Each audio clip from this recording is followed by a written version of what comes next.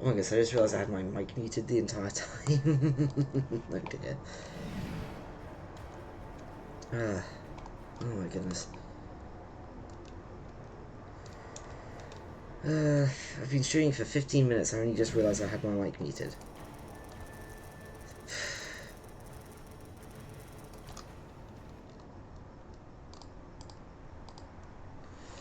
Okay, while I drift, I'm going to quickly close my window.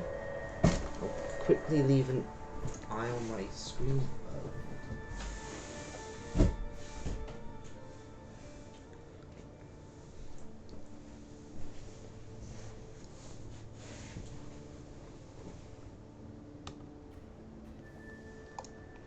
Okay, let's see. It's iron.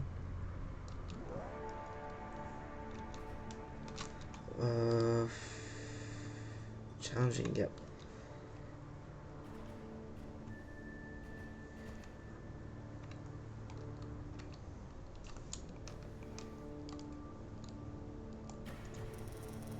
Palladium.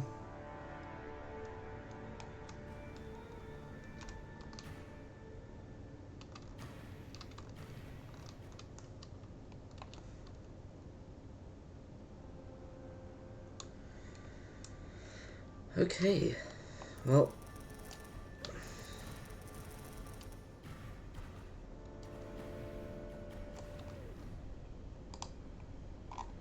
So we are at least, okay. There's a position where that makes sense.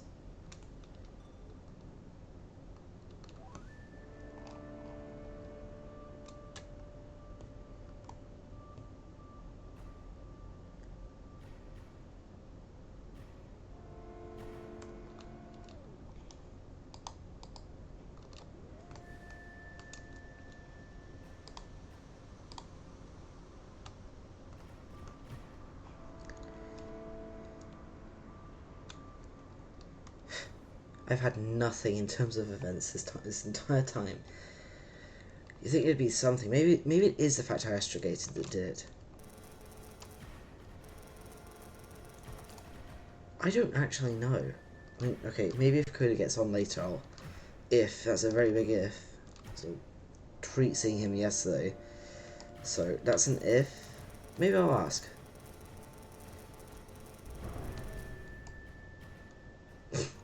Of course, I happened to grab the tungsten chunk, but hey, extra propellant won't hurt.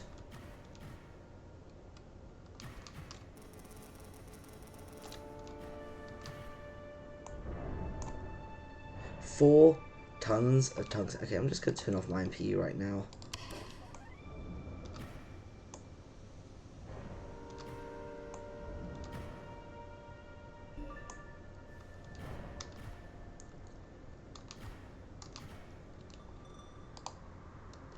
Okay, yep, so I'm exiting the gap.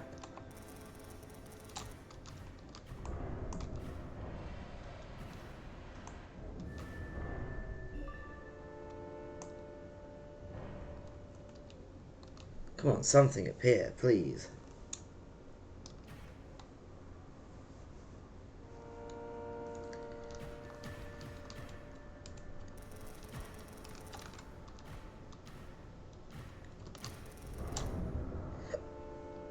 Can grab that off this vanadium too.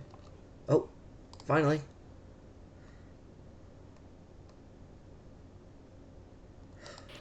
It's a Vilsey ship. And you know what that means? Pirates. And you know what pirates mean? The Ganymede Station. Okay. I think I'll mine a bit. At this point, I don't care about price, really. As long as I get something decent out of this. Okay, where are you? You're over that way. Now, if you make it easy and going further into the gap.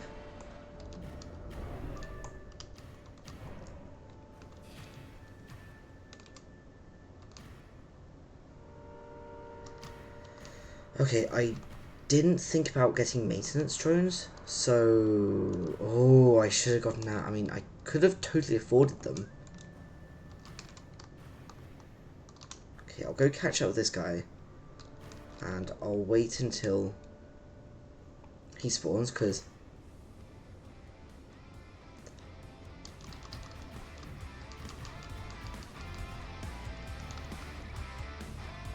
I'm going to turn down the music a little.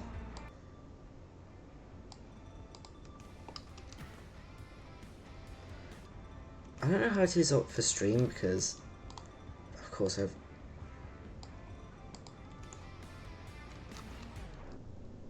you're up there.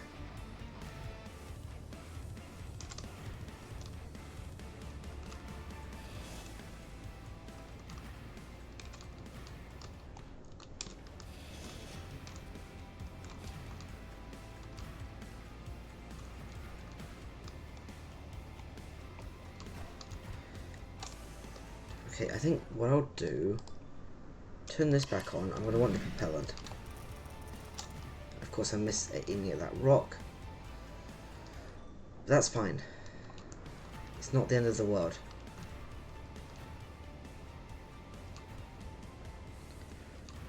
I just need to wait for this.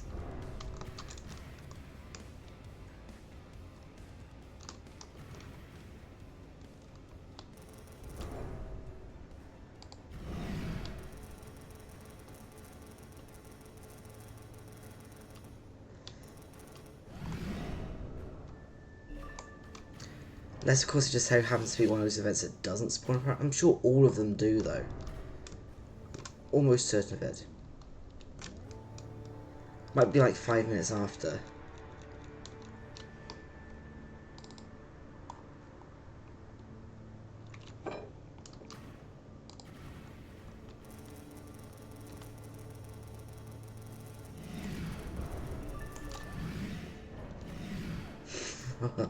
Perfect.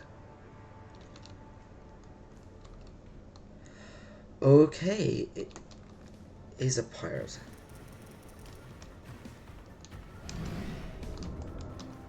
Let's help them. Because that's so totally what you're supposed to do.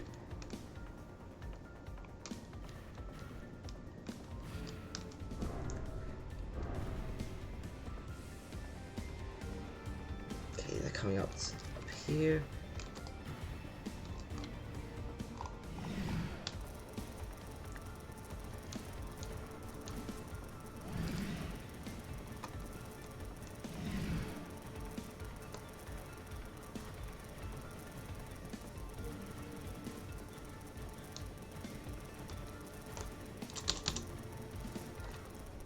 Keep that running. Oh, perfect.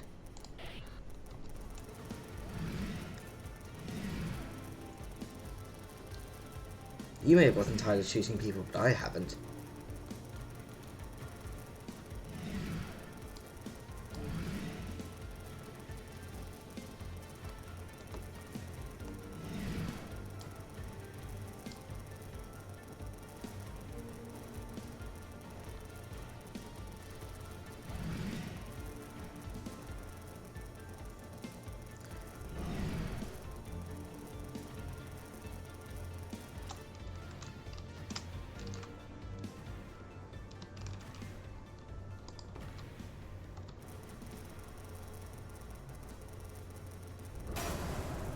Oops.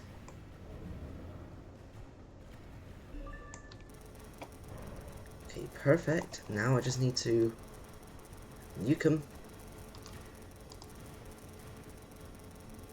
And that should be a moment. And it's sparking. I'm going to get out of the area so it doesn't nuke my computer.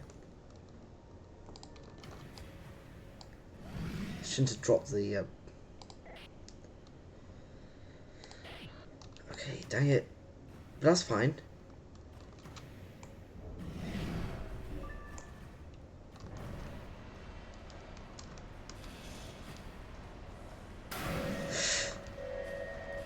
Oh, I didn't do W as well. But that's fine. I just need to spend about 10 minutes around this guy.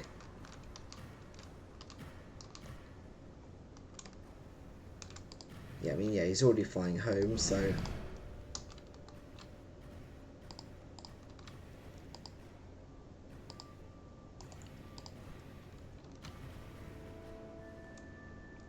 So... maybe we just wait.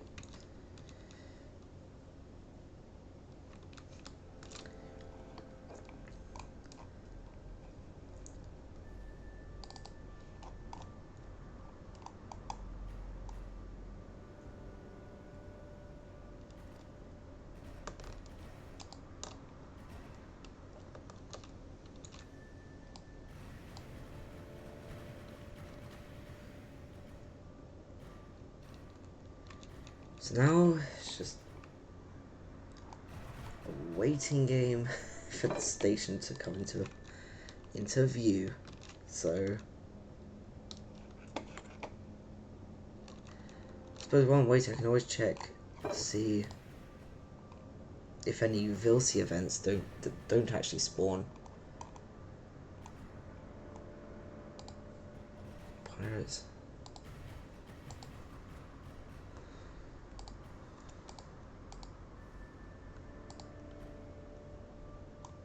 Okay, no, it looks like all of them do actually spawn pirates. Interesting.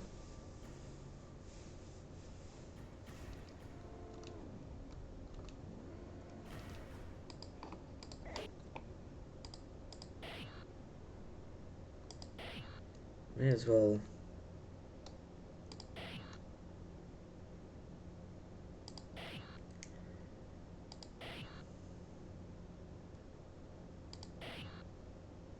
Okay.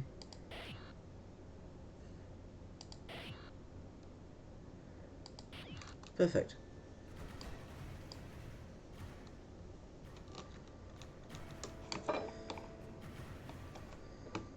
Gotta move that spoon I just happen to have there, so... So yeah. Should have set myself a timer, to be honest. You know what? Open up the clock app.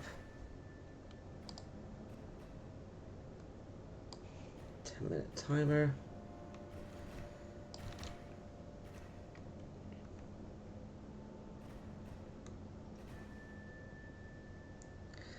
Neat thing about... Oh, hello.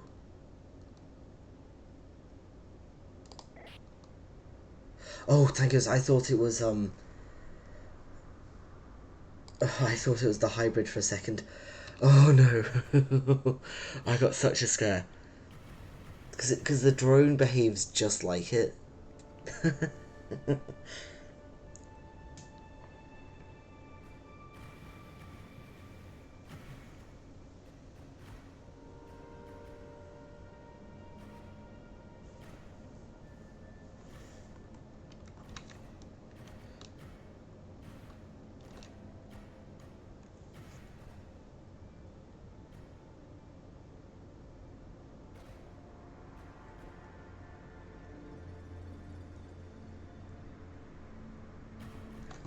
I really, really wish I had maintenance drones on this ship, because if I had, I would have almost immediately. I mean, they look alright condition, so that's fine. I guess that Vilsi ship was focusing on me specifically, so well, can't fix what ain't broke, you know. At least in that sense. So, I know stream can't see it, but I've got... So 2 minutes has elapsed since I started the timer. It's probably been another 3, so let's just say 5 minutes has elapsed since this guy came into the area, so... There's that at least.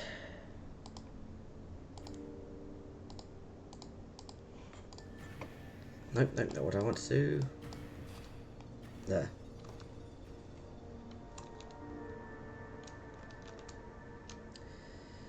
Unfortunately, not all speedruns are exactly fast per se, so this is one of those aspects that. But once you can get a pirate or Vilsi spawn, you're basically set in terms of progression, mainly because if you can get the station to spawn anyhow, and this is just following these guys is the easiest way to do that, you're set. Like, it's the easiest and most effective money making source if you don't have a Titan already. And Titans cost like 4 million new, but it costs like 7 million to outfit. So you may as well just at that point continue what you're doing anyway, and to save up for the extra 2 mil you need anyway. So that's the unfortunate part of it, really.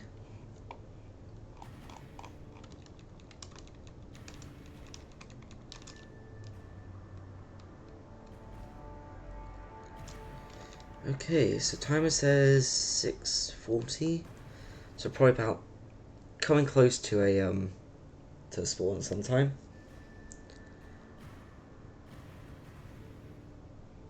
Now we have no consumables to sell them, but that's fine. I wasn't expecting to get a spawn this dive, so we're basically full on Palladium, and I didn't even consider doing anything like that.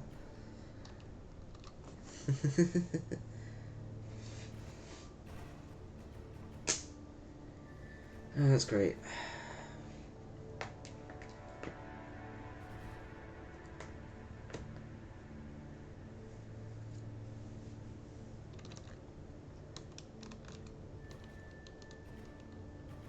And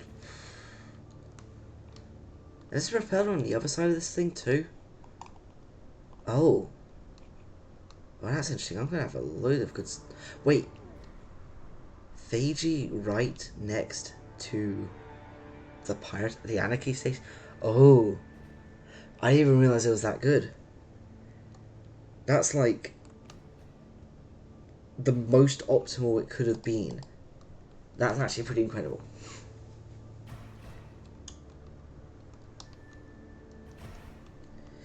I suppose that's the other thing, is that even if you're doing like a get like a speedrun based off of the game clock, having that would still be optimal.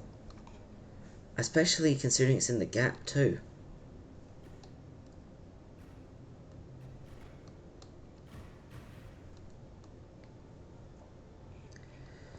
So clock says 4:50, so we're still waiting on it, so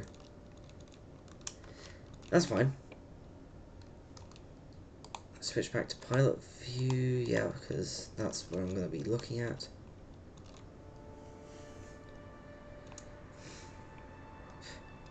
I've already gone down 2 tons of propellant since then. It's incredible. It really is. Oh, well, gonna get them sometime over, but surprised the bots came that quickly. Really.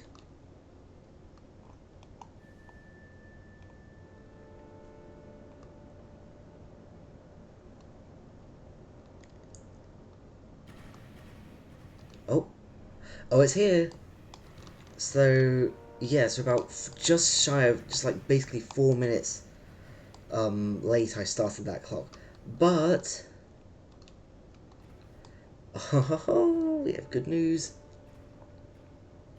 and it's right on the other edge too.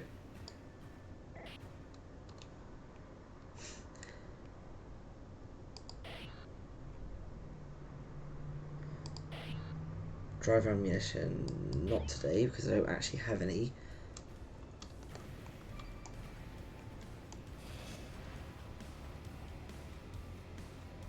But I think that's, I mean, yeah, I can't really mind too much extra, but I'm gonna dock.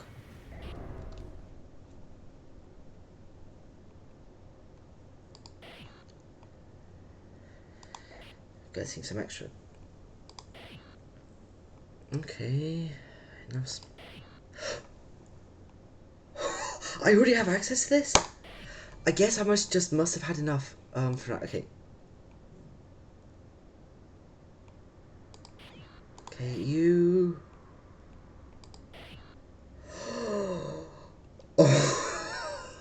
Oh, yes, yes. I just had barely enough. I am. Oh. Oh, that could not have been any better. I must have gotten a load of rep from that, from destroying that Vilsey ship. Oh my goodness. I almost forgot you can buy ships from the pirates. It's been so long since I've last done that. Sure, it's a K-37. It's K-37. I could have gotten a Kothon or a Prospector even, but I do not care. This is already really good. Let's just hope we get a decent equipment loadout on it, and we're golden. Okay, it's moving a lot. It's got lots of debris around it, but that is great luck there.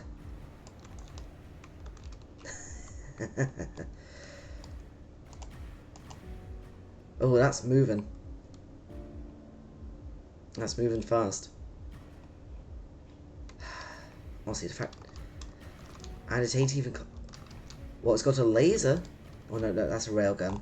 Oh, I'm a little bit disappointed now because of that. But I do not care. Come on. I just realised I'm gonna have to. Security. Oh, that's gonna. If it's a ghost ship too, that means we get an extra 100,000 out of the auto. Oh, that got. Oh, that got ground down.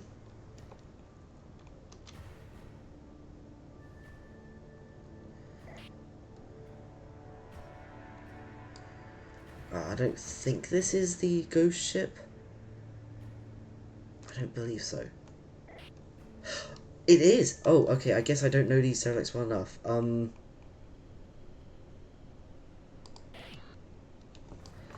But that's fine. You know what? I'll take it. I will take it.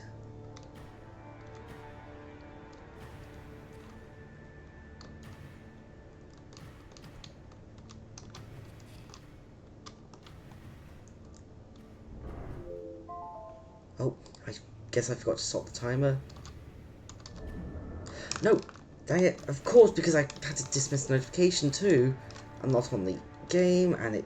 Oh, that's fine. At least I can hopefully drift around that without...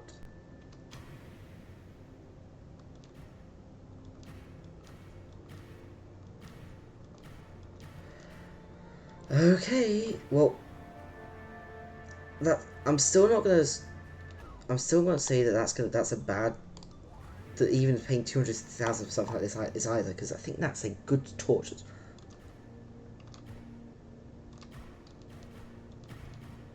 Railgun, not so much. I think those are nugget drives, which I think are pretty okay. I don't know. I really don't. Oh, nope. I had to try and stop the ship.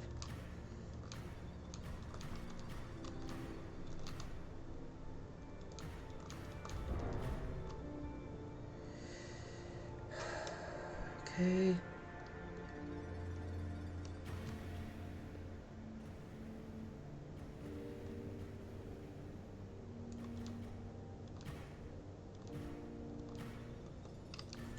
Oh yeah, I think it's strafe.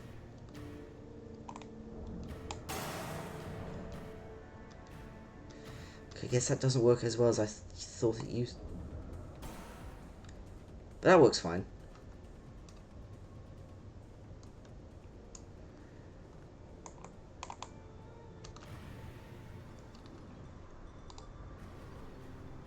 Okay, well, we'll see how this does. I am so happy about that right now. Getting the station, knowing the fact I can get pike containers, and the fact I had enough rep that I could buy a ship as well. My ships are wrecked too. 104. Oh, yeah, that's how much. That's how close I was to not being able to buy that ship too.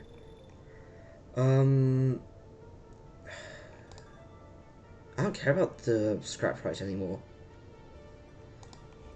Okay.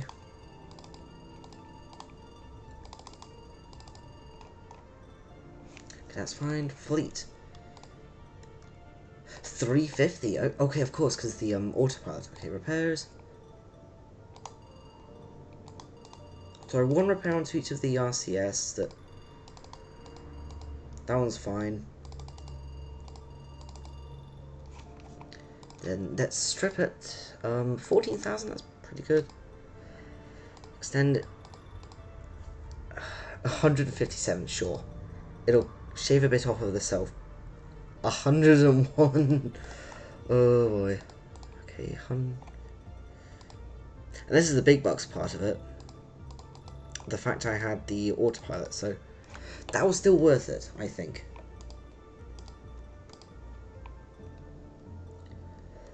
And yeah, it's still worth 230. So I guess now I need containers. Let's do a cargo container. It's been a while since I last did one of these, but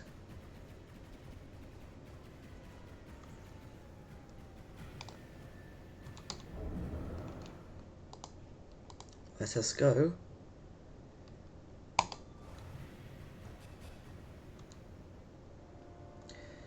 I also just realised I've not done this in the K-37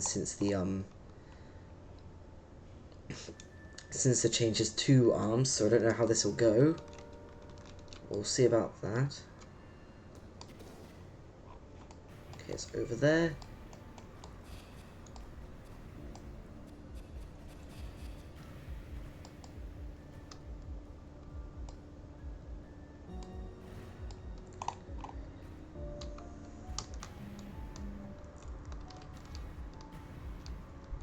Okay, come on. Yes. And this is worth 250,000. And I am going to go to the station. Just double check. Yes, that's mine. Oh, unless of course that value's... But... There you go. I can now grind the containers. Home stretch, you know.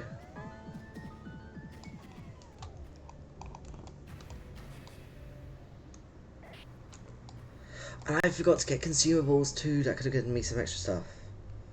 Just passing through. Good thing I've done this so much that I know exactly which side to go on too. It's crazy, really. So I'm only going to buy containers twice because that's all I can afford.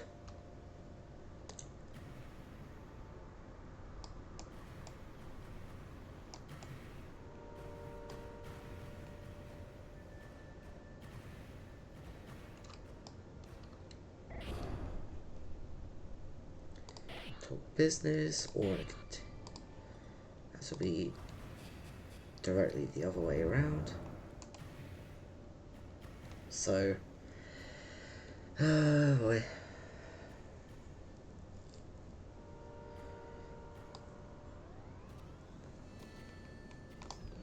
Okay, it's up there. Okay, this is the one main advantage of having the full sweep radar, which I kind of forewent for the cone one when doing it last, so...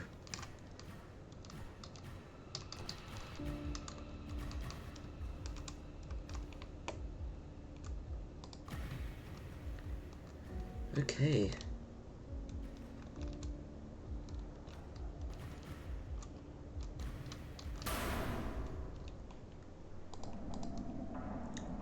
Well, that's a good amount.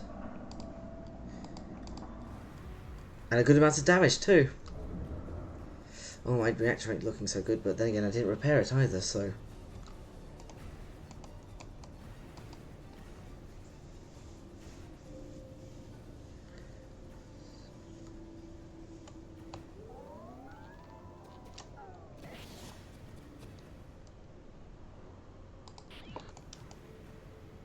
Oh, okay, there's beryllium around here, I guess.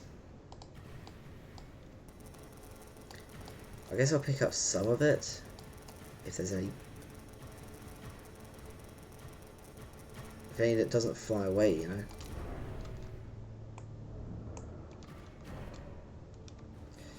That stuff's a lot, so, but I don't really care.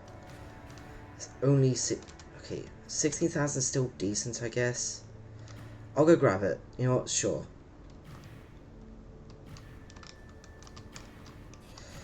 And I suck at docking. Which says a lot about me as a person, but, you know, we make jokes like these here.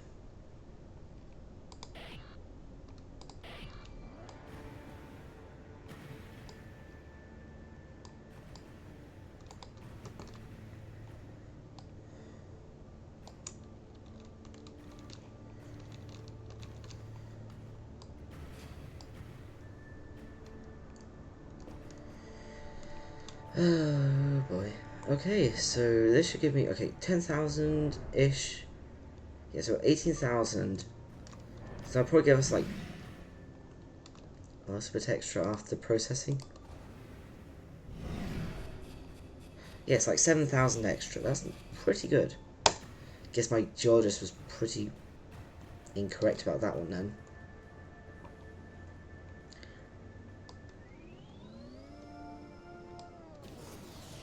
Last container.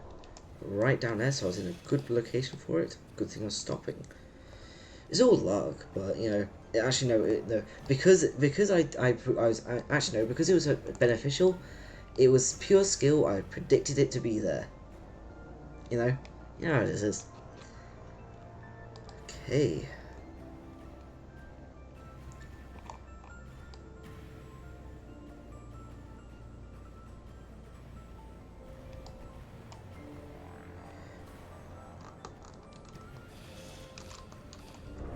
Gotcha. Let's see how much you. Okay, 250k. That's still no small number. No, actually, I don't even need to go back there. I'm going home. I don't even need this. I don't even think I need this laser anymore. I think I just need dock. I mean, yeah, one is fine.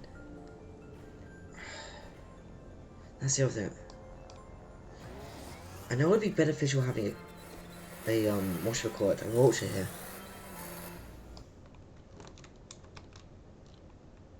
Okay, 900,000. So, well, okay, I'm gonna create repairs. Oh, that did not do well.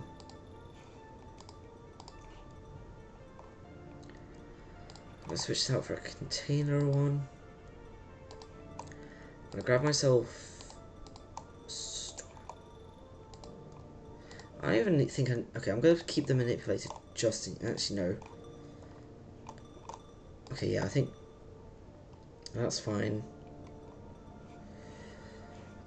Fleet. Okay, so let's check this.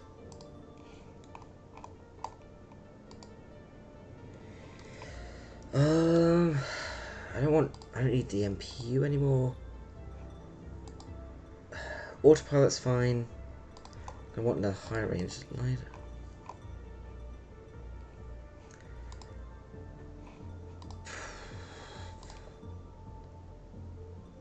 Okay, let me just properly strip this, because I'm not going to be using it anymore. There's no need.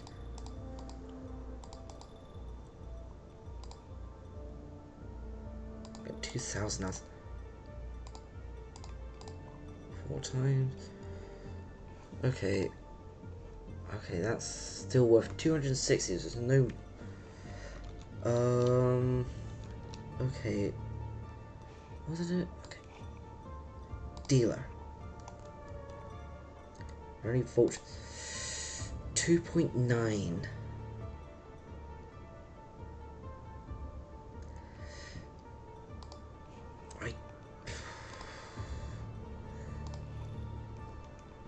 Dealer.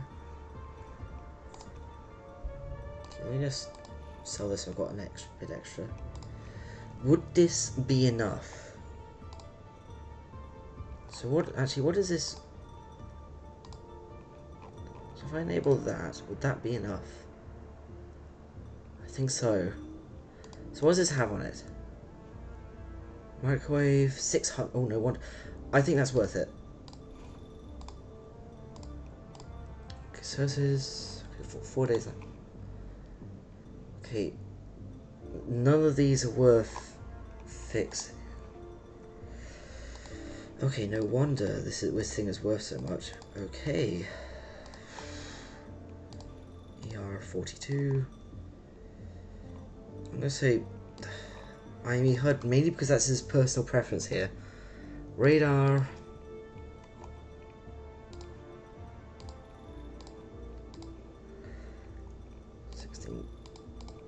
And let's go with K44 thrust.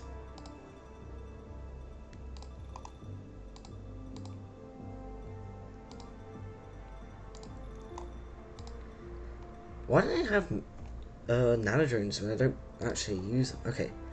And then cargo container. Cargo container, I think I'll fit mates here because why not? All other repairs, we're fine. 17 hours. And we're still 800 in the bank. That's 8 containers we can get. Probably more if we sell them enough stuff. But still, 8 is fine. You know what I forgot to do? I forgot to tune opacity, but that's fine. We're not using the HUD for the opacity part of it. We're using it because it's the only one that actually lets us see the edges of the screen. Oh, and this, I forget just how much this thing rotates. Oh, and I've got to tune nano drone distance too. Oops. So burnt a few of them. I should have gotten myself K69s as well. Dang it. Well, hey, at least we're fine for...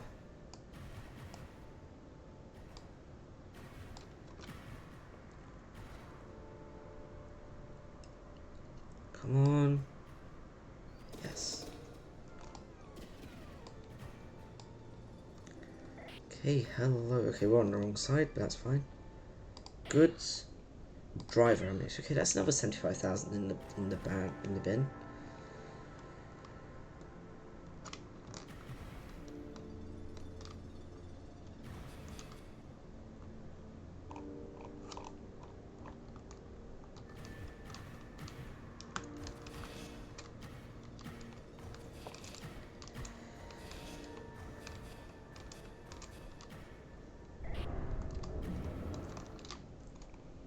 Okay, business or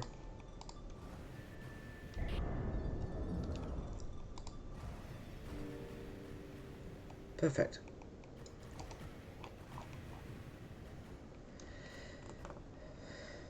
Oh, I just realized I need to trade the ammo. I completely forgot about that. That's on me.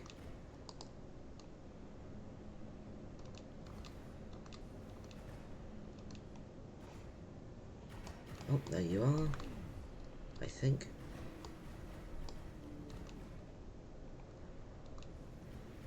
Yes.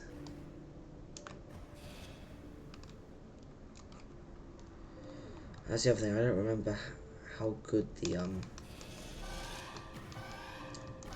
Oh yeah, I completely forgot that the prospector alarm sounds were fixed.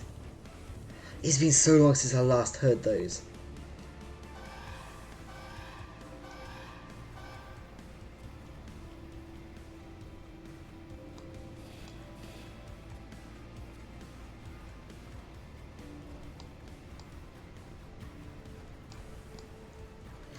I also just realised I don't have much in the way of propellant, but that's on me.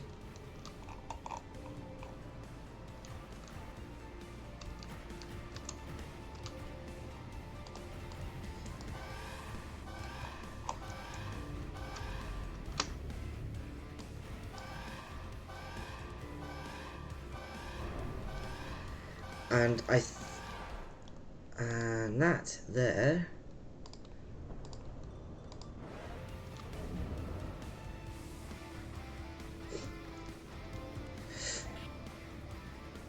That container saved us from getting banged up.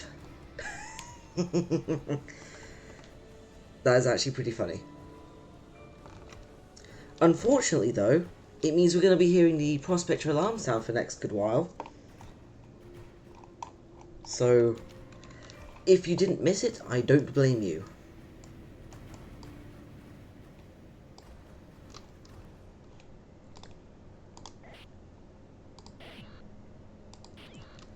Okay, so we can still get some driver ammo from...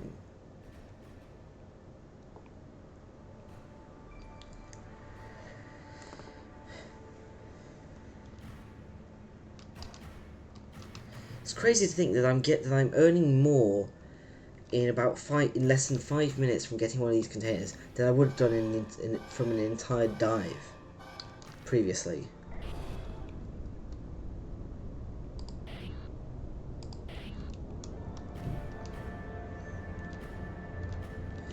While I'm waiting for these to sell off, I'm gonna go check this one.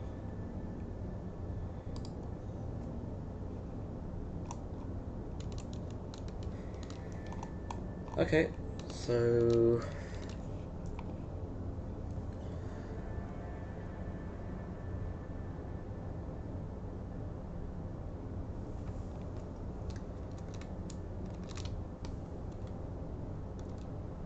Okay, so no need for the maintenance drones just yet.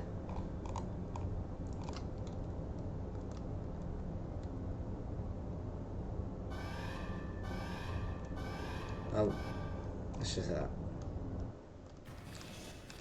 I guess one thing is it does make you appreciate just how well designed the K-37 alarm is.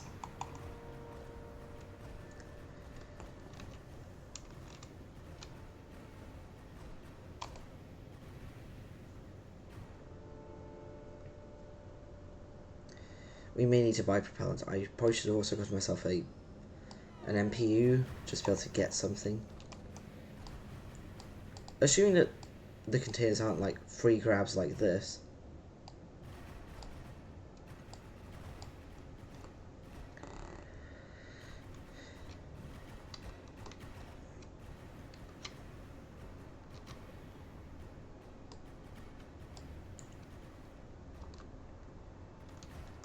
And also the fact is, I really wish that Vanilla had a display of how much stuff had been shipped to Enceladus.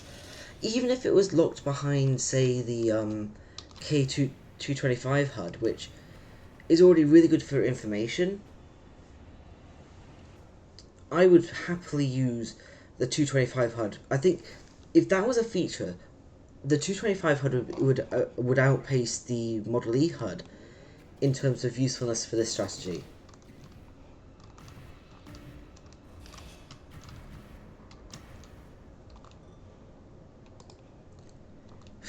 The fact is, my astrogator isn't good enough to even see it from these sorts of distances yet, which is crazy.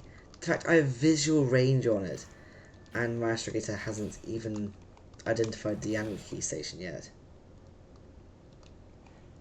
Okay, it must just be like barely like the center of mass in it. Not today, I'm sorry.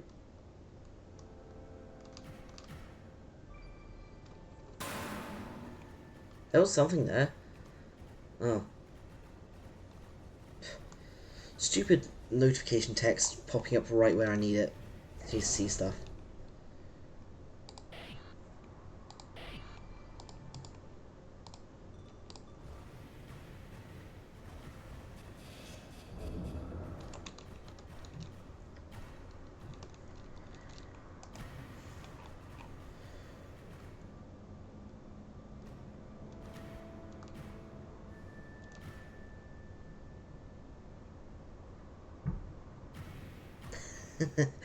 That's the neat thing with slow rotation speed scanners.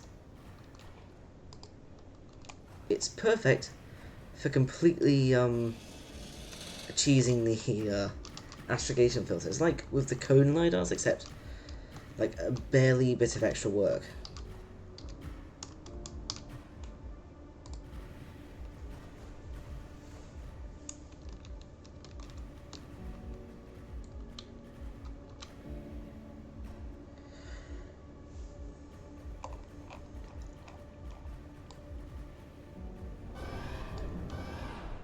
Perfect.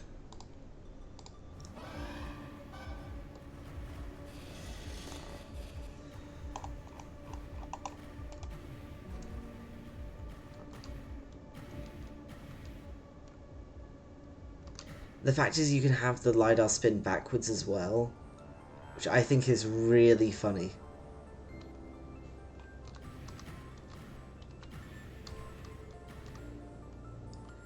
Unfortunately, it doesn't seem to help that the prospector is just really, really unbalanced, so it doesn't help with the actual trajectory.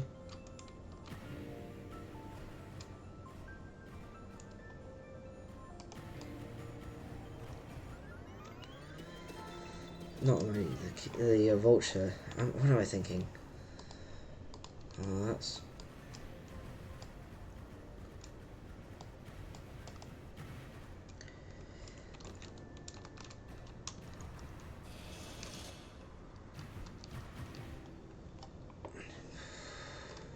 I'm gonna go left. I'm gonna gamble on going left, because I think that's going to be where...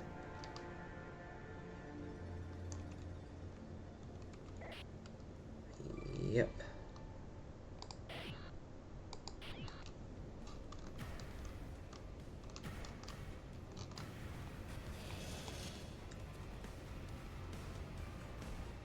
Okay, so I guess going underneath might be the best way around.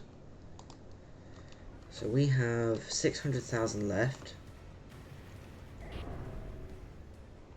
guess it's quick, more efficient to go around. Coming on board, yes we are. Enough small talk. And ore, thank you. 104. Means going underneath would probably be would have been a bit quicker, but I like propellant.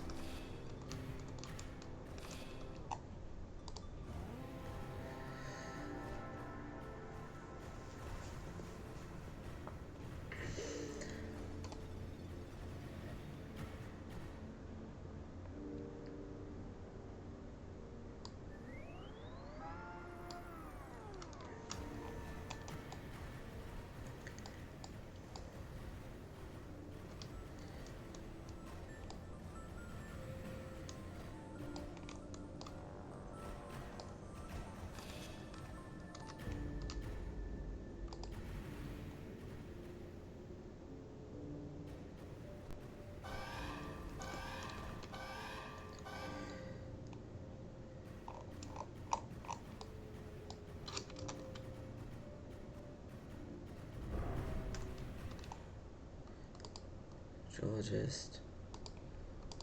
I can't tell. Oh, that was unfortunate.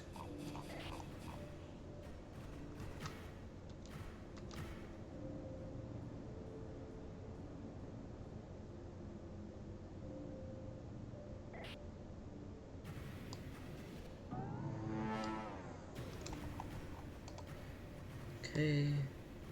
That just tells me to go underside.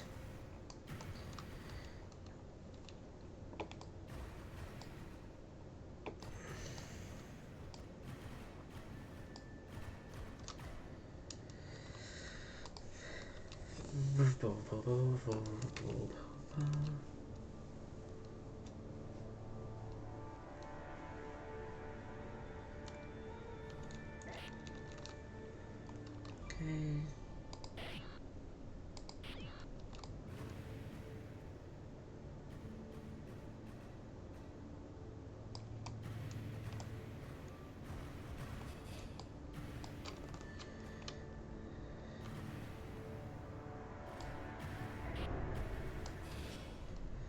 Okay.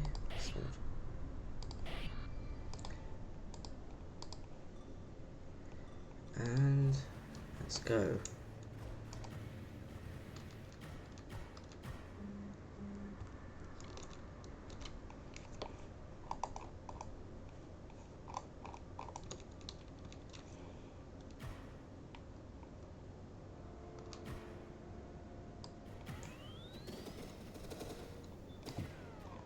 Okay, there you are. Nice, easy, convenient.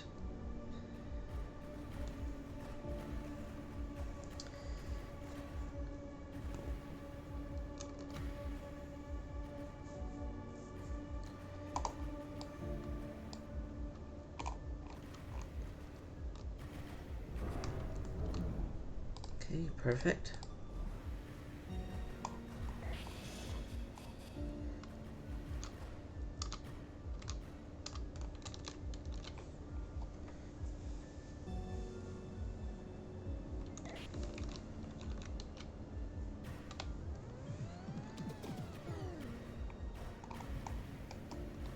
Okay, let's see what LiDAR gives. Oh, down there. Oh.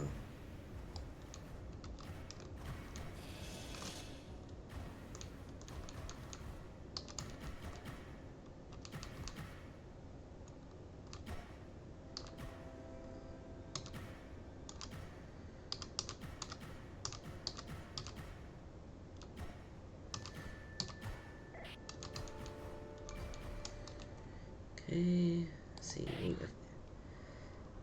Not today. I still haven't changed over. It shows you how quick this thing is to arrive. Okay, with this, 4 more container collections, and I'll head back. Deal. So I have 36. I really don't have a need for any of these other POIs, so I think once I'm done with this, I'll go to the Fiji just to make sure I just keep that for the time being.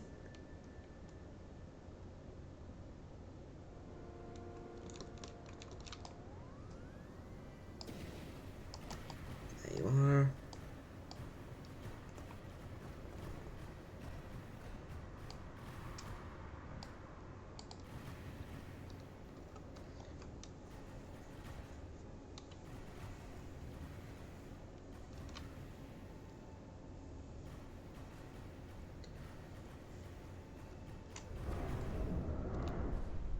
Okay, does give me...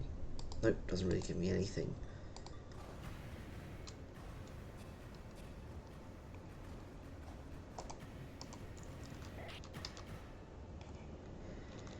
And...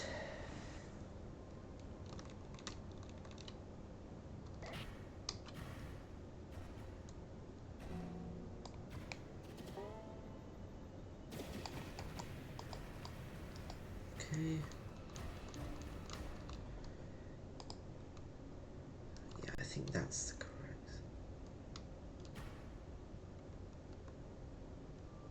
I might be completely wrong, but because my astrogator isn't anywhere near good enough, I can't even gauge which side I need to approach on until it's like way too late anyway.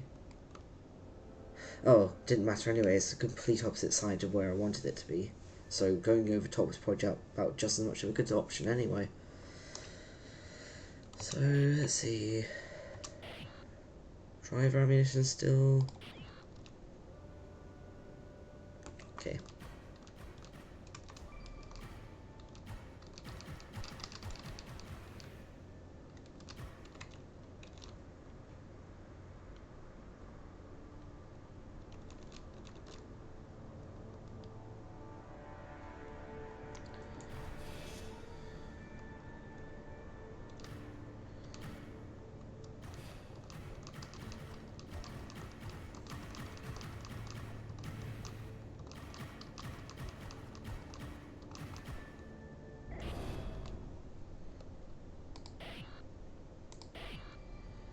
Okay.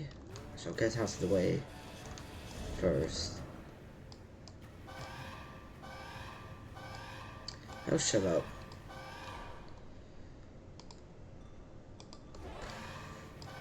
Yeah, I figured that wasn't gonna work.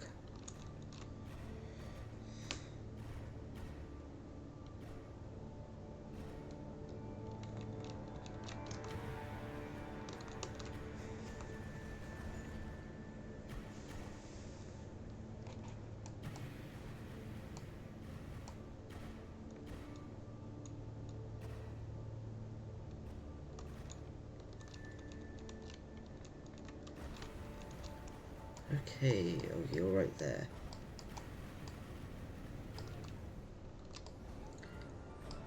Okay, so after this one I need 2 more containers and then I head back. Great.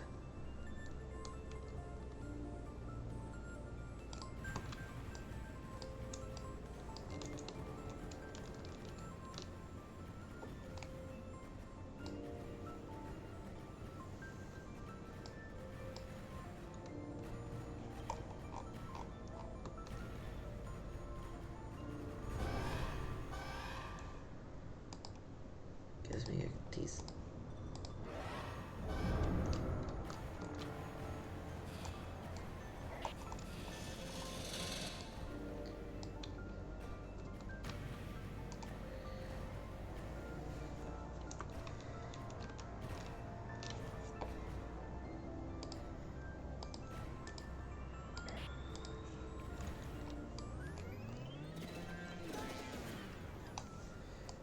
Okay, and anarchy station up there. Which, from that shape, gauges tell me to go up this side.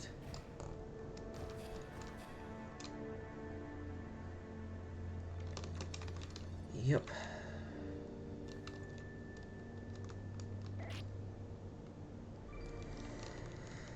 Okay. How are the rings? Still driver ammunition. That's unfortunate.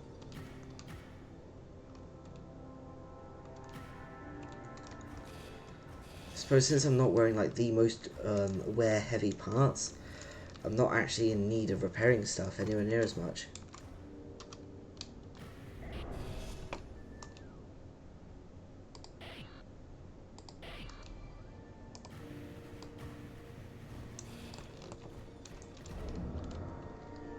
Okay, and plot course. I can actually click the button.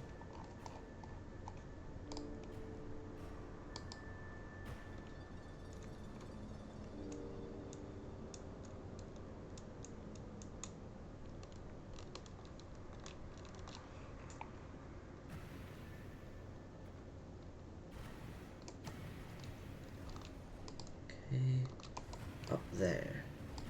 Okay.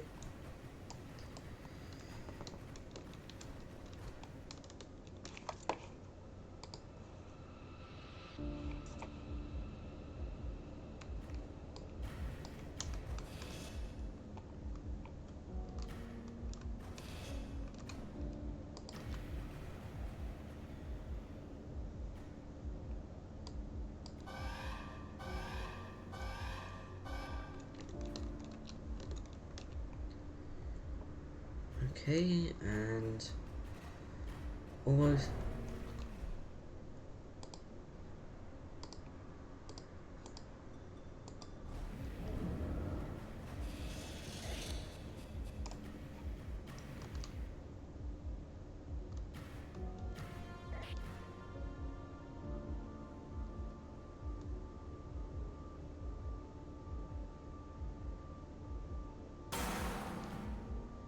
Ouch. Still don't need maintenance drones. Of course I don't. Oh. I think that was them activating right now though. Had to speak too soon because, yeah, of course.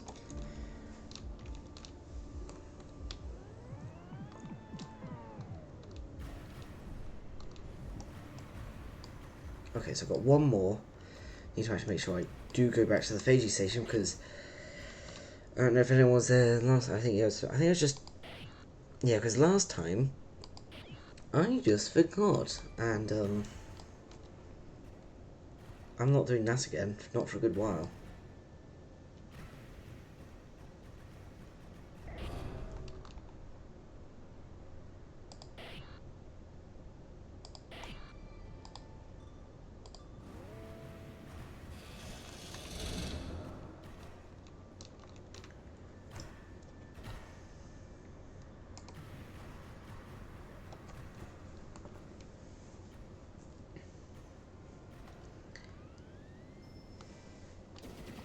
Okay, so now I think it's down here. Might just be artifacts.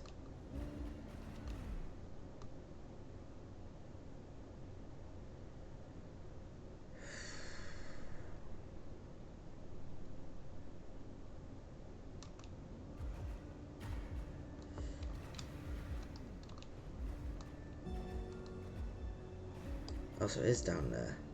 Yep. So It wasn't my mind playing tricks on me.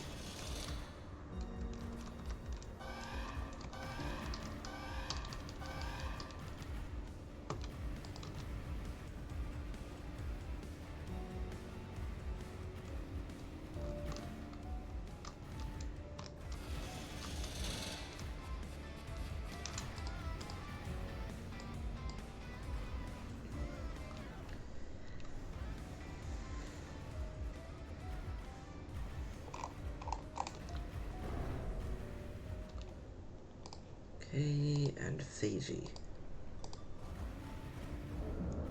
I love the fact that the pure rotation's just ripped. Oh, so that's one of those things where it's a container being repaired. I just love the fact that the sheer force that just ripped it off of the arm, like just like that.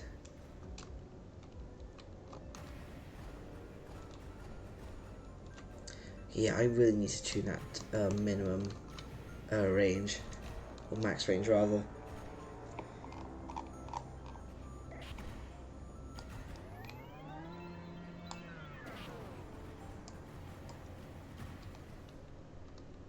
Okay.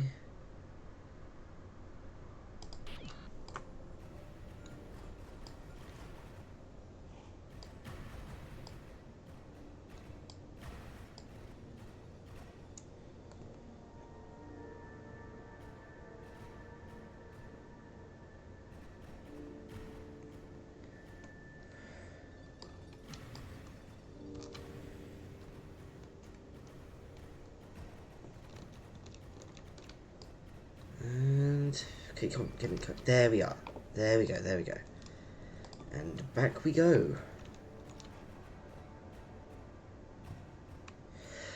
Okay, so EIME speedrun. There's a specific channel. I think it's the competitions channel.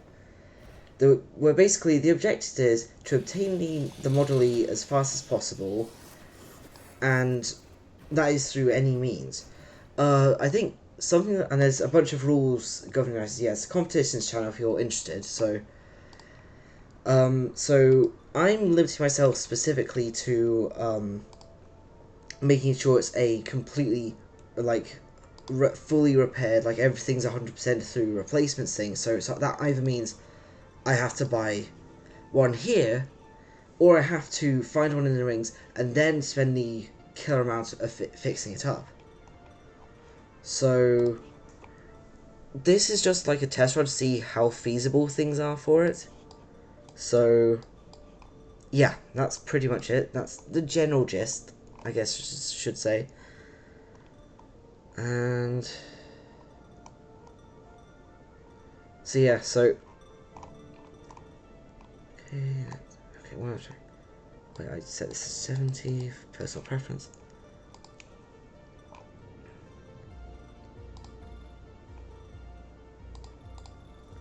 I'll just replace that. It's quicker. Services.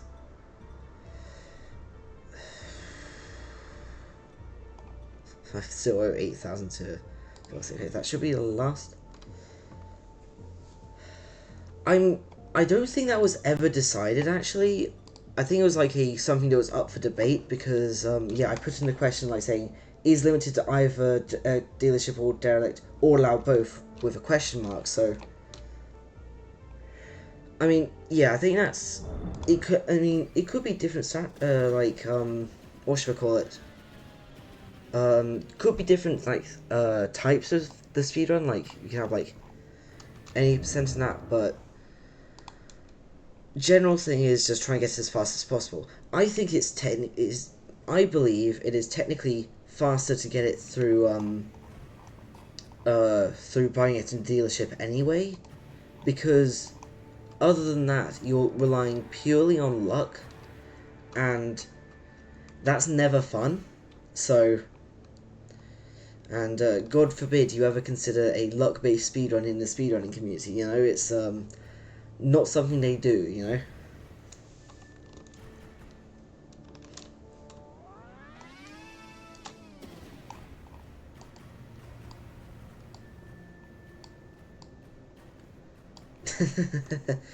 Yeah, I mean that's the thing. Because it's a speedrun, anything goes, and that includes like, any tidbit of potentially useful game knowledge can be useful, because, I mean, as you can see,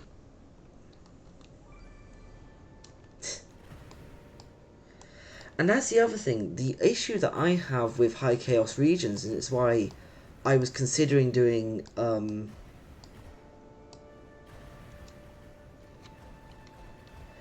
yeah, I mean, then again, you can always just repair them up and and sell them off to buy the same thing from the dealership anyway, so even if you were to ban derelicts directly, you could still pick them up and still make a load of cash off of them, because even like a really, really badly damaged EIME is still worth 2 million. Yeah, I mean, then again, you still need two. You can't get one off the bat because you still need to have enough to repair it. And that's why I was thinking about having one in pristine condition, because that would mean you'd have to be good enough to also be able to afford it too. I mean, sure, you'd save yourself the cost of I think so, yeah. So I think that's why I was considering adding adding that it has to be pristine condition. Everything has to be replaced up to top standard rather than repaired up to, or just having it in your fleet. So, and that whether you decide to use, if you find a derelict EIME, to sell it for profit to buy one, or just straight up fix it up off of the go, that's completely up to you. This way I see about it. Okay, that's it. So yeah, I mean, I don't remember if I set anything directly. I mean, yeah, you can check the Discord for that.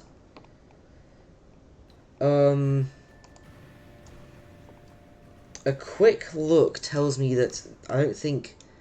Yeah, I think that's the only thing that's going to affect is like crew, and you're going to get at the start, which I think is fair game anyway, because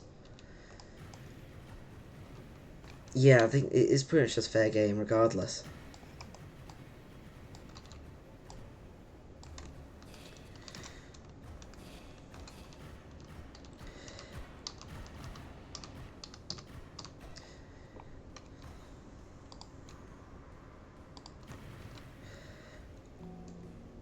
I mean, yeah, like, apart from, like, if you find a seed with stupidly cheap crew, but that's at worst, like, a couple thousand, which is nothing when up against something that's worth 9 million.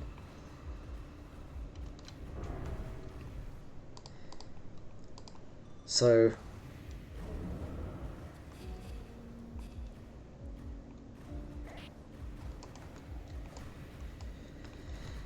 and of course, there's other things, like you're going to be spending that amount in repairs and that before you can even consider getting close to the end either. So it's non-issue really.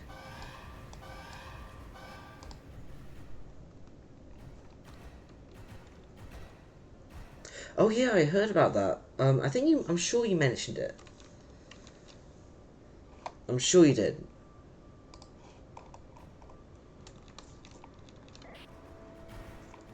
Right. Actually, hang on, I was just alt-tabbing through as I was waiting to get up to this, and I'm sure I saw something about seed. Okay, so the thing about it is just a question. It's not like something that's set in stone, something that I at least didn't decide upon, that should be a rule. So I think it's like, yeah, so I think that's like up for debate, really. Okay, yeah, because remind me if I'm wrong, but that specific event was planning to edge to edge in one dive, right?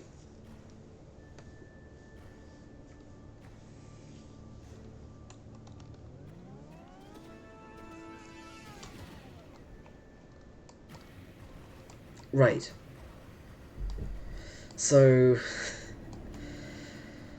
I mean, certainly possible, yeah, because you have the Voyager and the maintenance drones exist. Probably.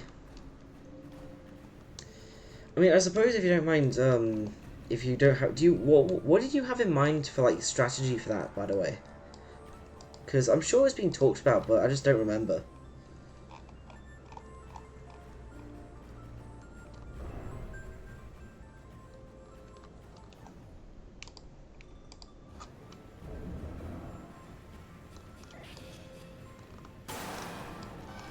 Ouch. Oh, that was not good.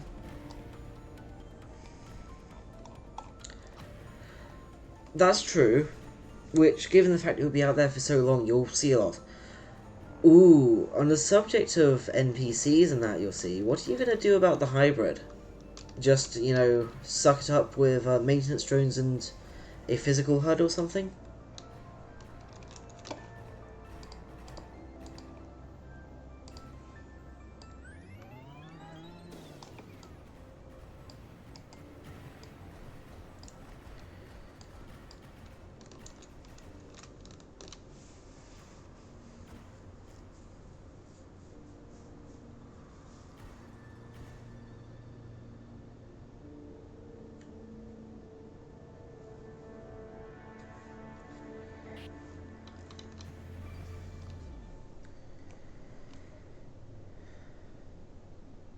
That's fair. And I suppose you have been playing enough that you can probably fly. You can fly completely HUDless anyway. So having any of that is probably not an issue really. Right.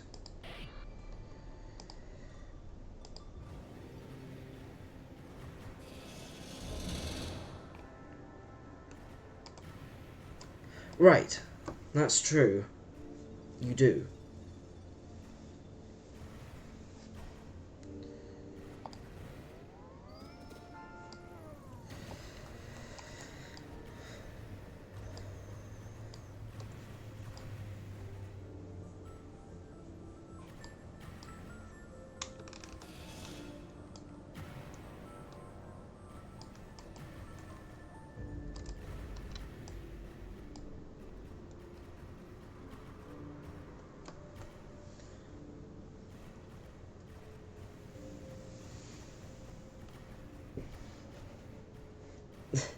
That's fair. I think I've actually used this as advice, but I think it's also limited to 100 meters a second anyway.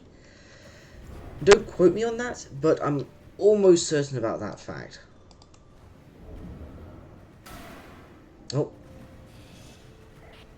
I'll just power through it. Oh, what the heck.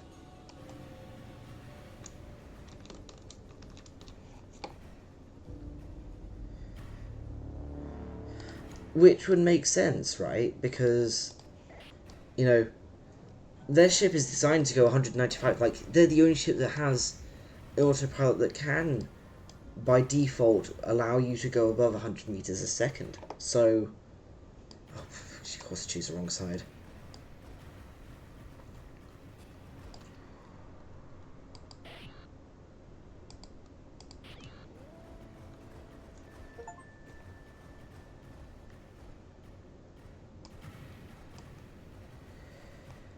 Okay.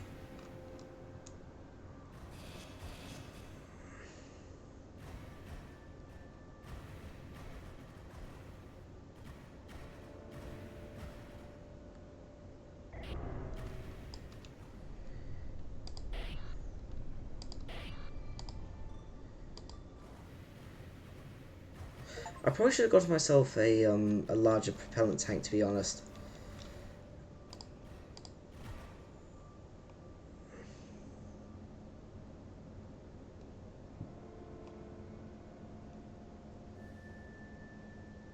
Okay. Okay, that's what's up there.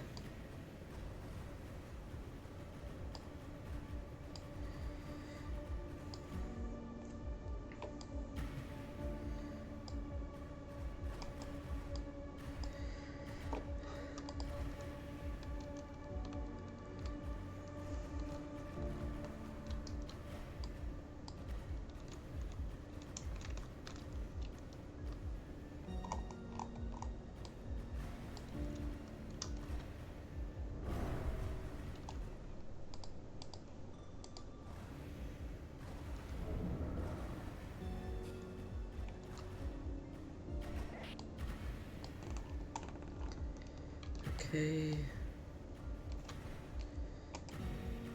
I will set you like this, and off we go.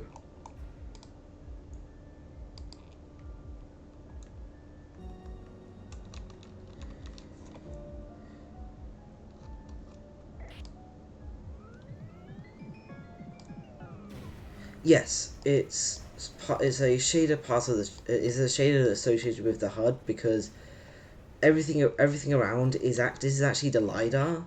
Like instead of it's like a full screen lidar, which I really like.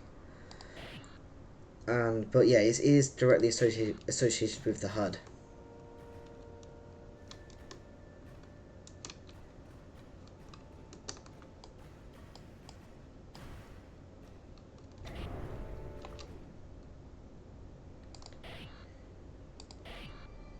Okay, I'll keep clear before I do that.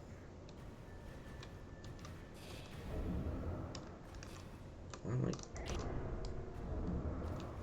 No.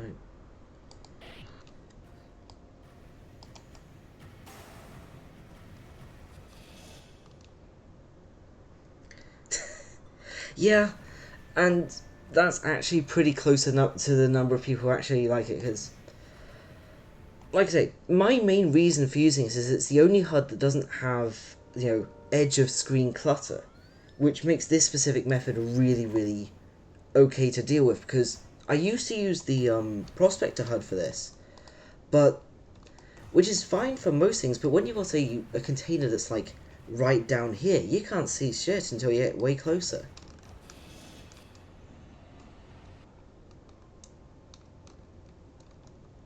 Yeah, if you're not using if you know if you know the fact you can tune it so that way things don't disappear as badly, and the fact you can get around a layout, it's actually pretty okay.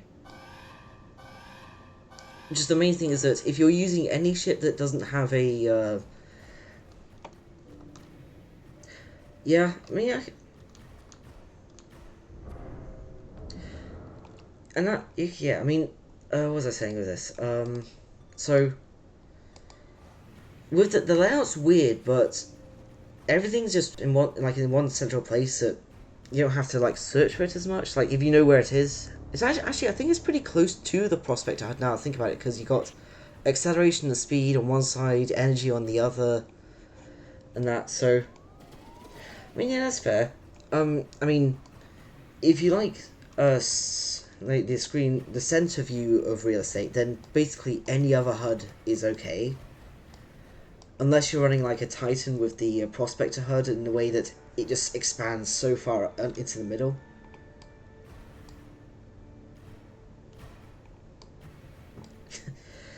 But don't worry, there's a first for every time for everything.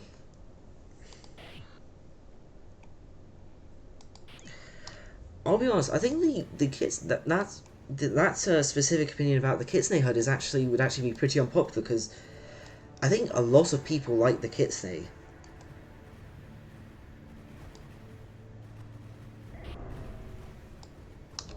I think like that and the K37 are like the most used HUDs. Actually, there is one HUD that I don't see in that list. The Surf HUD. Which, I'll be honest, is the best one for focusing. Is the best one for focusing on a center screen because you can't see on the edges at all. That's reasonable.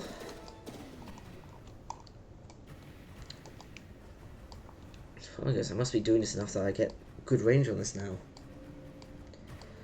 Yeah, I mean, one of the things I do like is one of the panels, which I only just finally figured out how it works, but it uses the acceleration vector as the up direction, which I think is really cool. I think it means that the HUD has use for racing of all things. Because it gives you, because that way you don't have to like adjust or use like the hologram of the racing autopilot. You can just look on the camera that it gives you.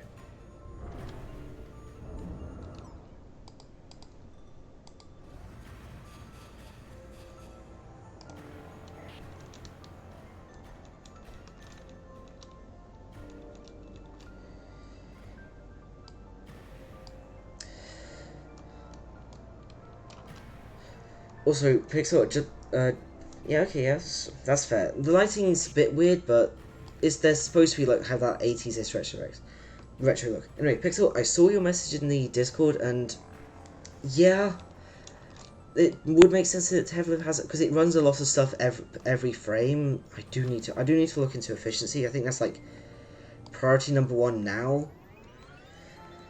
But I think it might require a decent bit of rewriting of stuff. But I'll try and look for every per frame operation, which is mostly going to be debugging stuff. Actually, now I think about it, and I'm going to try and see if I can cut down on that. So, yeah, I mean, if you looked at the frame rate results of the test I did the other day, like Headlib alone, like cut like 40% of the frame rate for my own testing device. So, yeah.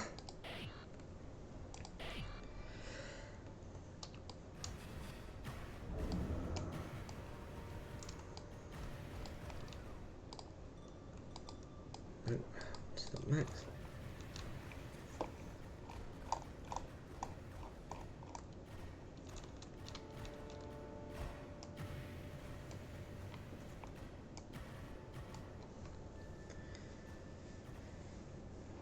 Lighting, pre-fill and the lighting. Yeah, I mean, I haven't really used it much at all either, so I don't quite know what you're talking about, but I will give it a look because probably after this dive, I'm going to be that close to being done. I'm probably just going to get it, buy the Model E, and be done with it.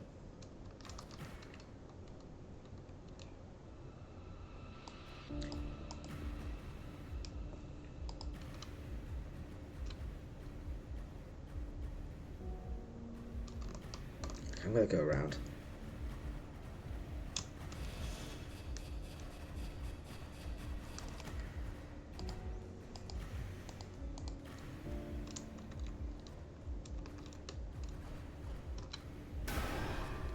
Oh, that's a lot. That's like 450,000.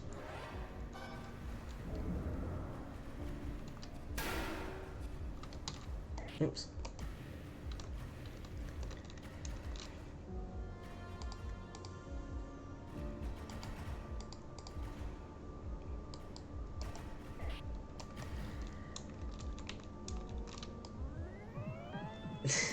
Yeah, I mean, I'm sorry for this because I kind of forgot that these were broken for a while.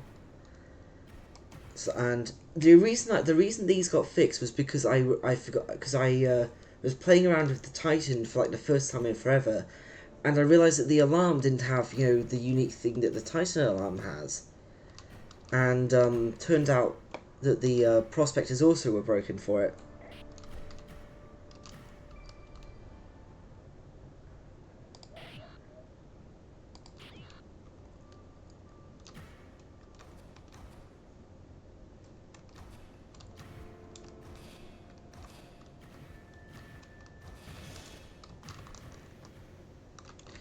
On the subject of that, actually, kind of funny. I was just about to say I should consider adding a custom alarm for the surf for Industries Event Celebus because there's a few sounds I've been looking at that I think would work really well.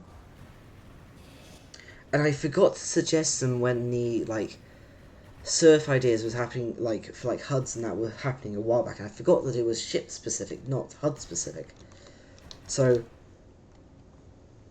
I mean, I know there's one mod that lets you change alarms. I don't. It's like one of the legacy really old mods. So I don't know if it even works anymore because I haven't used it myself. But I know that that one at least exists.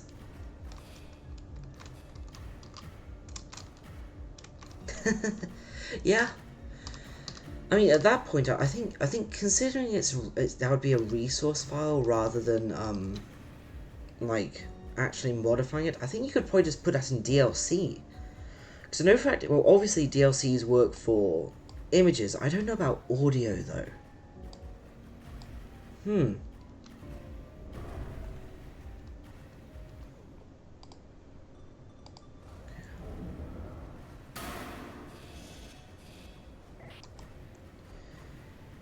So that's something I'm definitely going to. Yeah, I'll look into it because I mean, yeah, I've not delved into making DLC much at all. That's WT. That's WT's area, because and which I do need to do anyway, because I want to at least make a guide for it, because you know, something or another that brought it up the other day, and I don't remember enough. So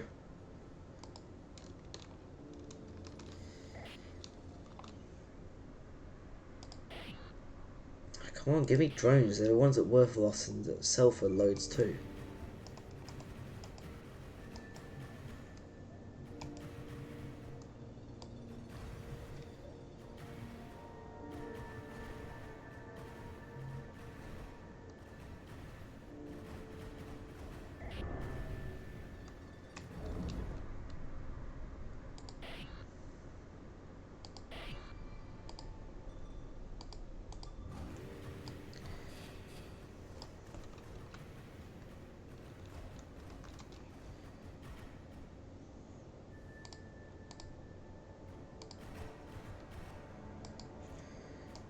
Okay.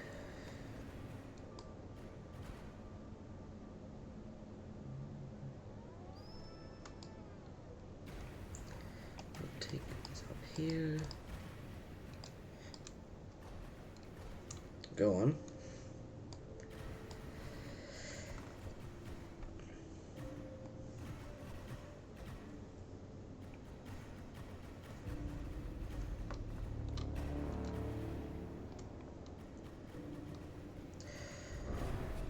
Sure. Testing of what, though? That's the question. Because I'm a little curious, and that's never a good sign when I get curious.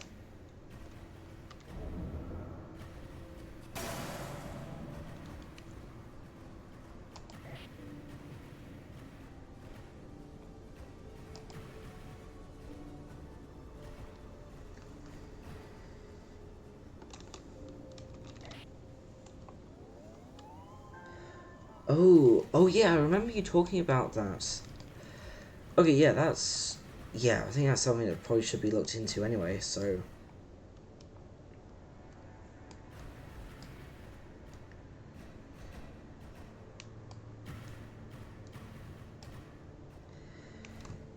I mean, I guess that would make sense, because force applied would yeah, because acceleration is basically a factor of force, or force is a factor of acceleration, I don't know. It's like one or the other, so when you increase one, the other's going to increase two by the nature of it, really, so I think that would actually make sense about it. Okay, I forget just how responsive the, or rather, rotationally, aggressive the Eagles are.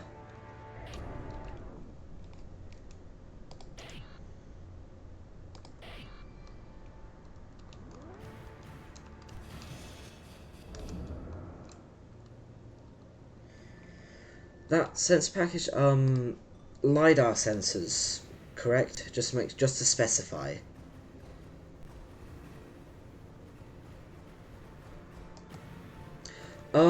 My preferred is the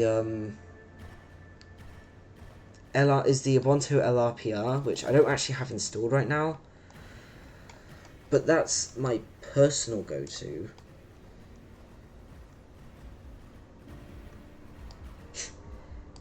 Yep, you already know it, so.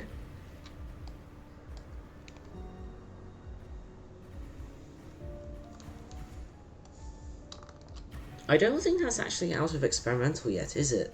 So, I don't know how much I don't know if you use, if you're on the experimental branch or not, Pixel, but yeah, so that's my go-to at least.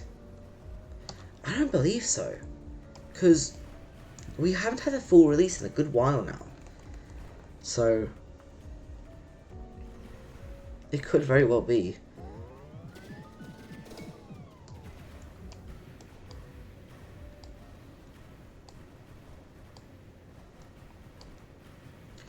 So it's basically a radar version,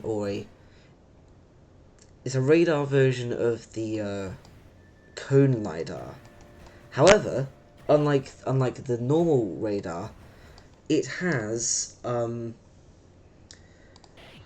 yeah, I know this is quite old, but it also has the Doppler effect available, so which I think is really handy. It's really handy if you're flying at speed as well, which, considering how good radar is in general for exploration, it's probably about, yes, it is basically like a in between. That the main drawback of it is the fact it's a cone, but you can throw it up to 270 degrees and it covers nearly everything anyway. Okay, so I'll cover that.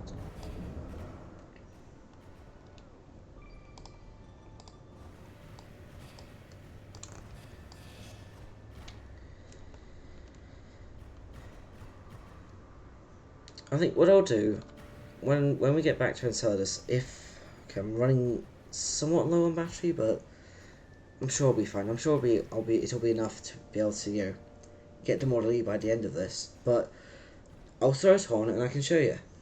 It's really cool, actually. I think.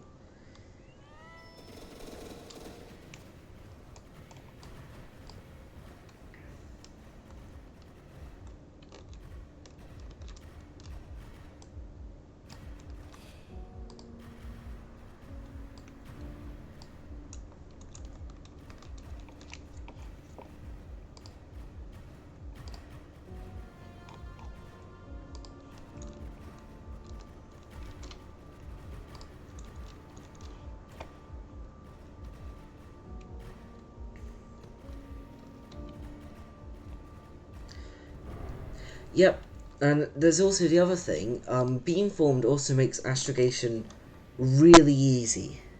Exactly. Turn around. I mean, like with any spinning beam, you can cheese it just by rotating left, because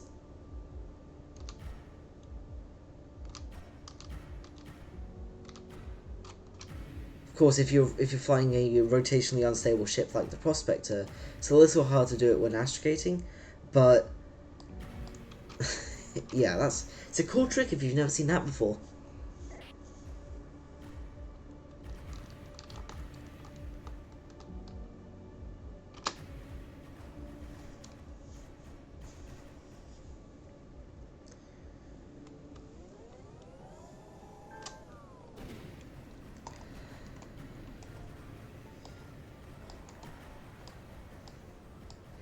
Yeah, I mean, and that's also with the unit that I use the least, the phased lidar. The only downside of it is the fact it's because it's random. You can see everything immediately, and then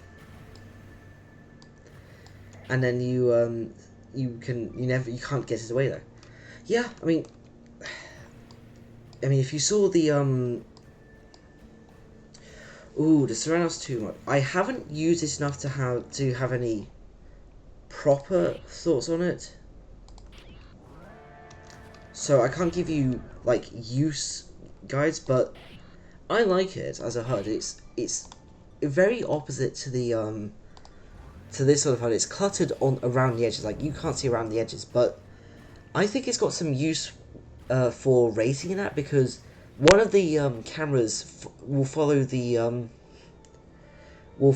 ship's like direction of like velocity vector, so that'll be its up direction. So if you're going fast and you can't figure out where your ship is going, that's one way of doing it. But yeah, I mean, okay, so to comment on your thing about how I autopilot, if you saw, I think it was like, it was somewhere in the Discord about when I was using my old desktop for frame rates for vanilla and then modded, you will see why I use autopilot, because that's the frame rate I was getting when I'm not even like recording the game or anything. So it's why I got good with autopilot, because it saved so much pain, especially with a ship like the Prospectors that are just really rotationally unstable.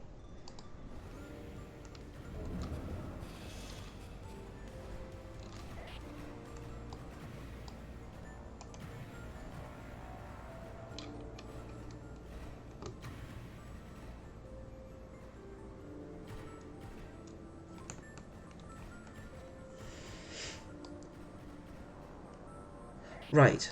I think it's some crazy number. In fact, if you want to find out just how much, Velocity Plus does have a way of viewing statistics of a save. So, yeah. I mean, also, I am using fly-by-wire, so manual control is also going to be a little scuffed in that direction as well, because it's just good.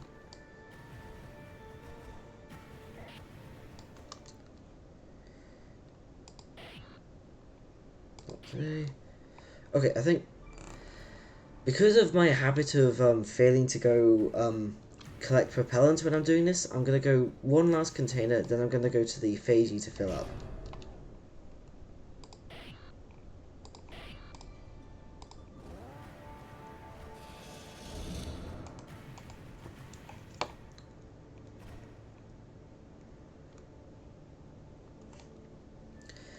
Yeah, I mean, it's a hard ship to learn to pilot, but once you do learn to pilot, it's really versatile. As I'm sure you've probably been told time and time again by anyone who uses it. So,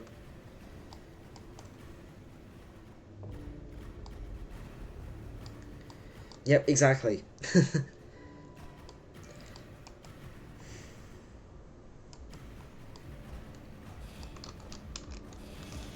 Yeah, I mean, with this, for like manual controls, is really rotationally unstable, but can be good if you're switching from autopilot to manual controls and back, so you can do crazy stuff like that. But I don't like it because it's a little bit. It's like a rally. It's like the rally car of K27, not so much, but prospectors, specifically the Vulture. Like this is the most unstable of all of the prospectors. But prospectors in general are unstable, but K27 is not so much, but still more so. I actually find that the Kitsune is pretty unstable, but then again, I fly it compacted as well, so.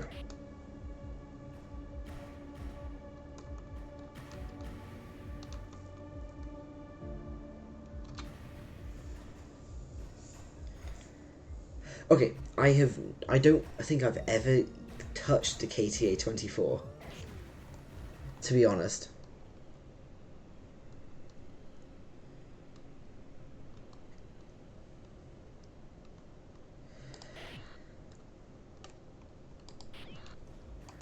I mean, it's very niche use cases. I think the main use I think about, I think it's one of the only ships that can even enter places like the Hive, because I don't know, because I don't really fly that much in terms of other ships, but I've heard it's good for racing, like with the racer app, and it's also really good for updating astrogation points. Yeah, like POI refresh is about the main use for it.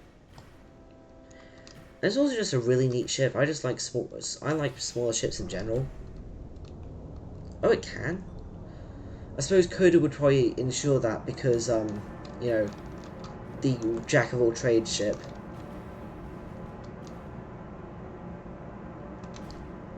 Yeah, because I think I was trying to fit the Model E in there the other day, and it just barely wouldn't, but that's probably because the Model E is probably a little bit wider.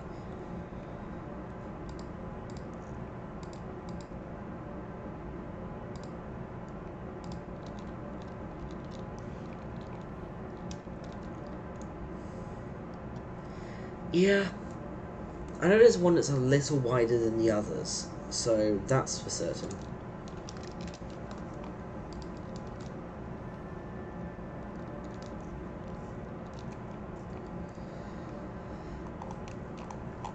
Also, when I was actually testing that, something I found out is that if you damage the thrusters too much, they just straight up stop working.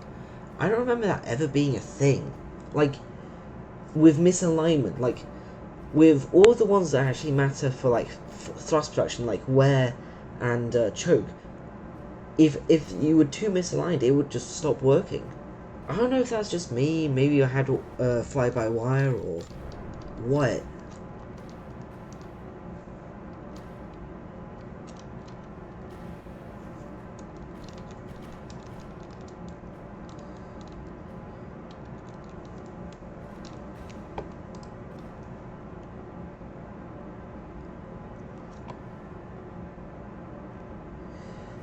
I mean, for generalized use, maybe. I personally don't use the microseismic as much because I like being able to see a little further on zoom, but that's because that's basically what I'm doing for this task anyway. But for general use, well, it can be good for, okay, you know what it's good for? Uranium caves. Oh, it's already done, wow. This usually takes way longer.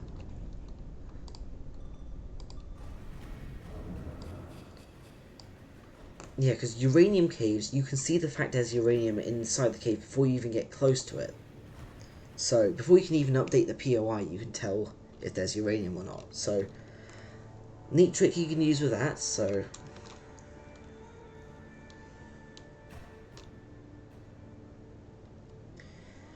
Yeah, there's nothing wrong with asking questions. I'll be honest, this sort of thing is really boring otherwise, so it's good to have something to, talk about, really. Like, yeah, we also love questions anyway, because, trust me, you should just, like, when I was doing this sort of thing for, like, 7 hours straight on street, like, from, like, between, like, 3 streams the other week, might even be another month now, it was so boring. Like, thank goodness that WT was there enough to have some communication.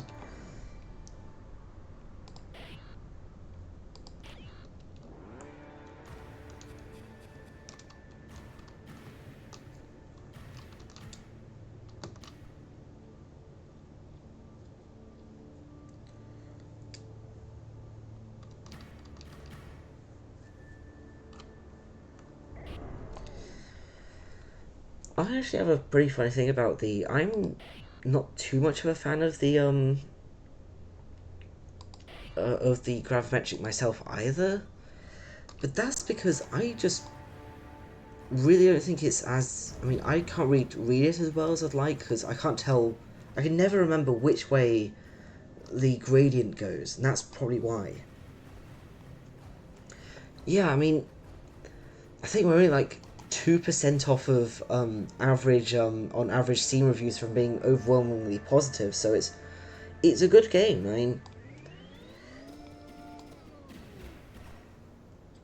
got gotcha. So I mean, I think that I'll be a bit more specific with what I'm asking is like, so say you have this is like one of your contour lines. So if the color goes that way, like it'll gradient from nothing into the line. What does that mean? That's what I want to know.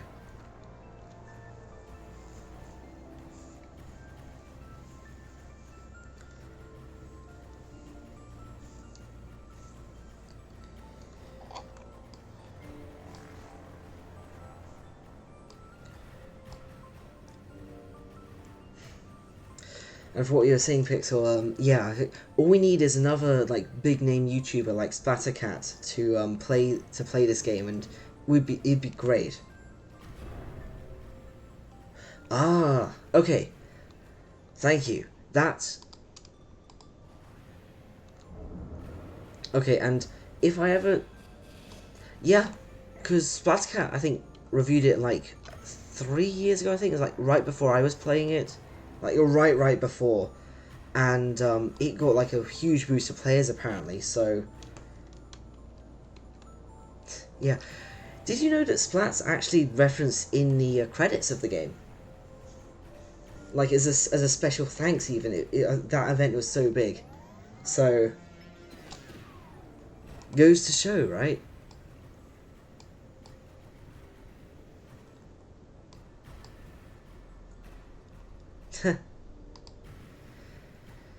I'll be honest, I hadn't even heard of Splattercat um until I started playing this game. So I'll be honest, I haven't watched too much of their videos, but you know, if I ever need something to watch, I guess I know what to look for next.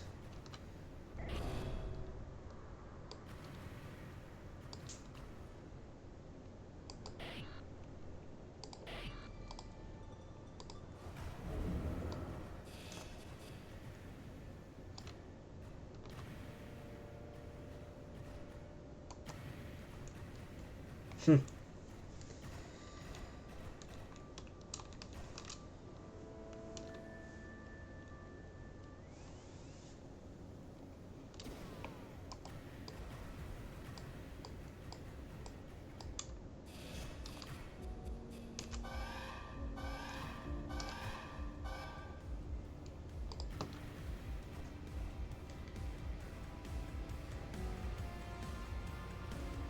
Right.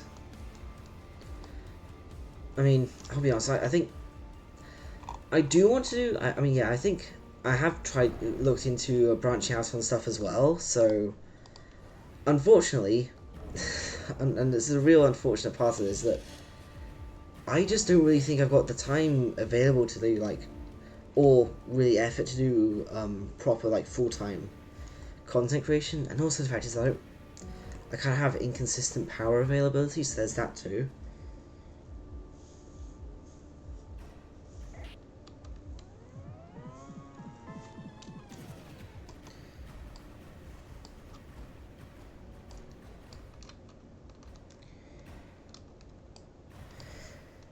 Alright, I mean, I'm probably going to be ending stream not too soon anyway, so if you don't get back before then, so I'm going to assume that it's going to be morning, considering the fact you're going to get coffee, so, yeah, so, if you come back and there's no stream, yeah, don't fret.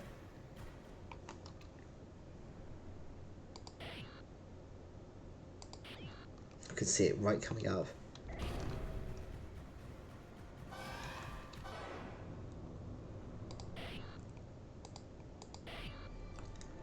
Okay, I think that's 7 more containers I'm going to look to get.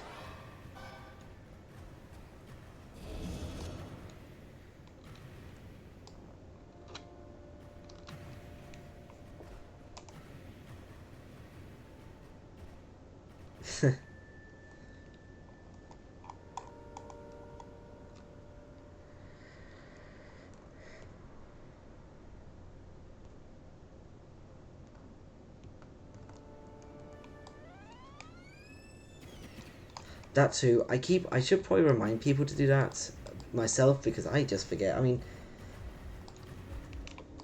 And also, isn't that a bit rich coming from you, the person who hates notifications?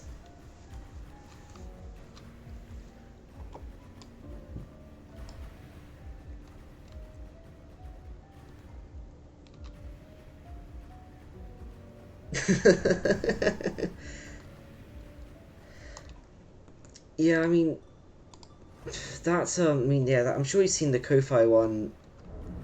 Oh, I was sparking that. Oh, that's... Please tell me that's not going nuclear. I think that's fine. But yeah, I mean, those Ko-Fi ones you've probably seen every hour, those are just ones I set up when I was setting up, like, a Ko-Fi page, because it's kind of funny that people are telling me that I need to set up, yeah, that's fair. That's reasonable, but yeah, like, the only reason I even have that Ko-Fi set up is because I'm constantly being told to set up like a donations page, and then I proceed to only get like one, but that's still one is more than enough really, because like I can justify this as being a paid hobby now, you know.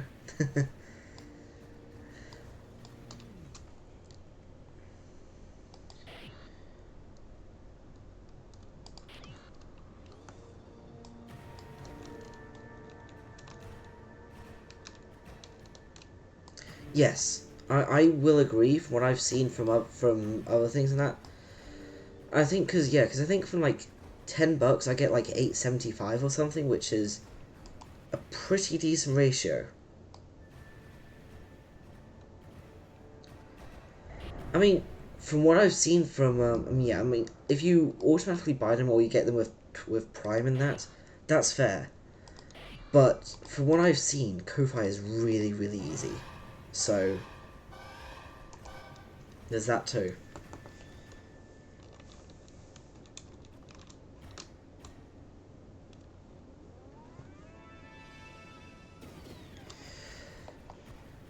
Love it when it's on screen and I can actually see it.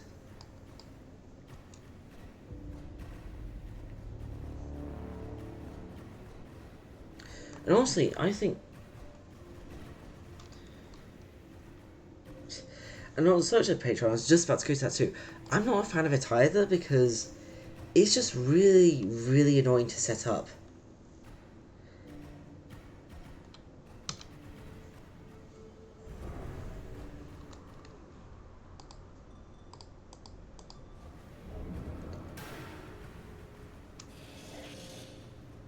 Like, Ko-Fi is just really straightforward. Like, I guess it is basically like the Steam of the donation like services, you know, it's just got a really good user experience, and it's just simple regardless.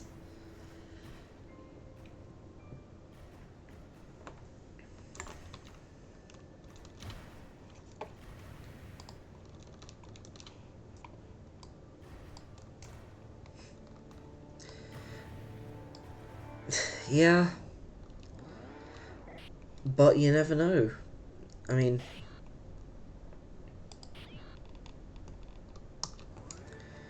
yep. I guess what I was about to say, but imagine if Steam let you do like make like have like donation boxes. Like how cool would that be? I mean, and also because you know it is like the one of the very few honest billion-dollar companies, or at least decent billion-dollar companies. You could at least say that it's an alright place to get it done anyway. Plus, since like everyone has like their credit cards attached to Steam anyway, it's like really convenient regardless. So there's that too. I'm totally not glazing Steam or anything because I actually tried to install. I tried to get it using because I mean yeah, it's fair. I think it's just yeah. I suppose that's the other thing. I mean either that. I mean yeah, gift cards though. Gift cards would also make it pretty easy. So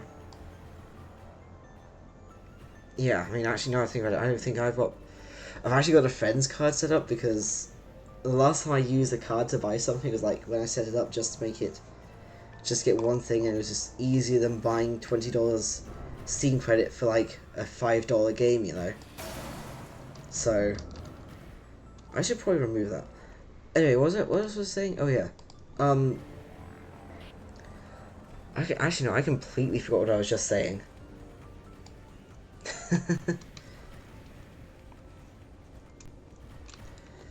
Oh well.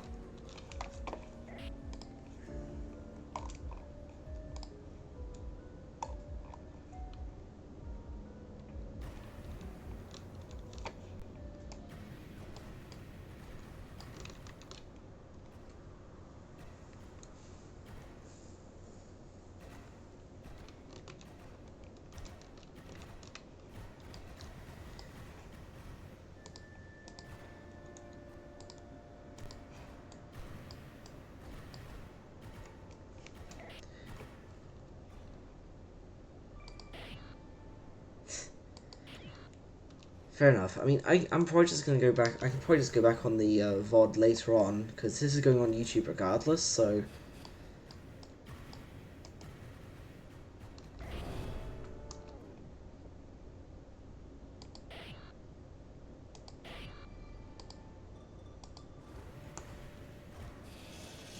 well, that's a really shallow angle. Yeah, I mean, it's pretty convenient at least. Yeah, and that's if you can be bothered. Like, I still have to upload like 7 satisfactory streams yet, and so I've got that to do. That's if I am going to do it. So, and plus a bunch of way older streams too. I think I've got some Subnautica ones and some some other game that I played. I could probably just. I'm just going to open up the folder while I'm doing this. Which ones? Oh yeah, DSE. I need to do that again.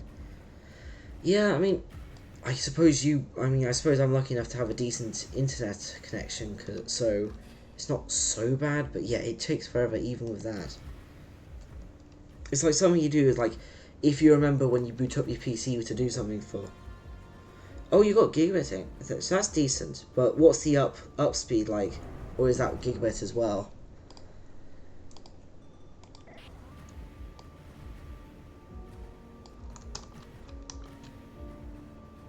Oh, yeah, that does actually suck pretty hard. So, unfortunate.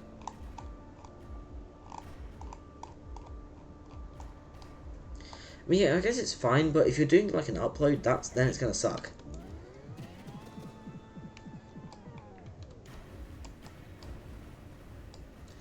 Right. So Twitch is fine, but if you're uploading files to, you know, several gigabytes Twitch VOD files.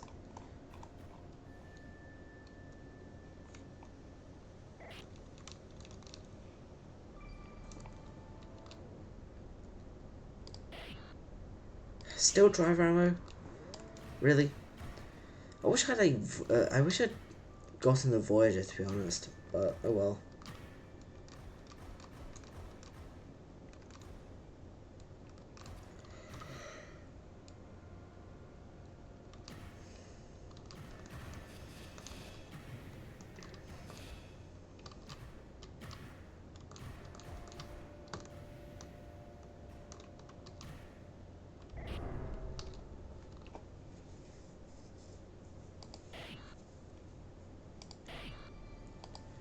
Okay, 3 more after this one, so...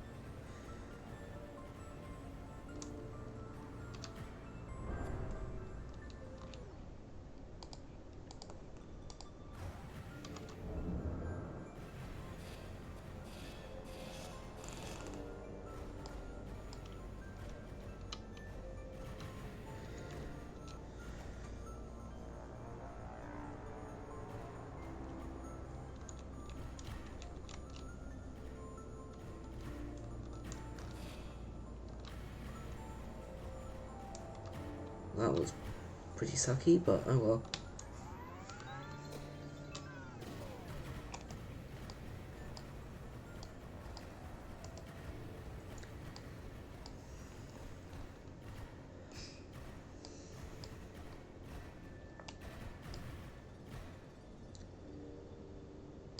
Okay, I think I'll just...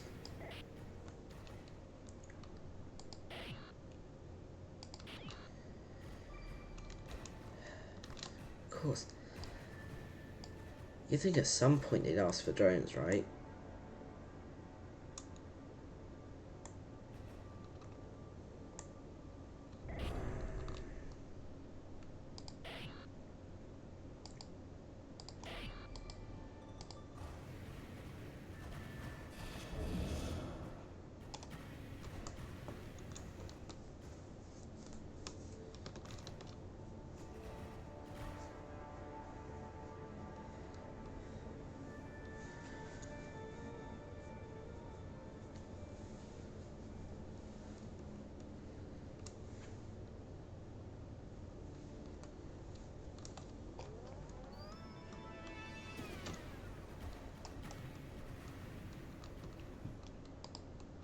Perfect. Now I'm at...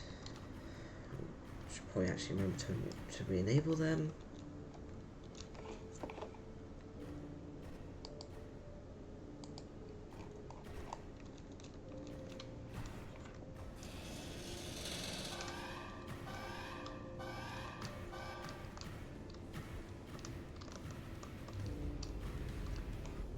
Okay, at least it was a lot more stable with fly-by-wire, but still, it was really unstable to fly.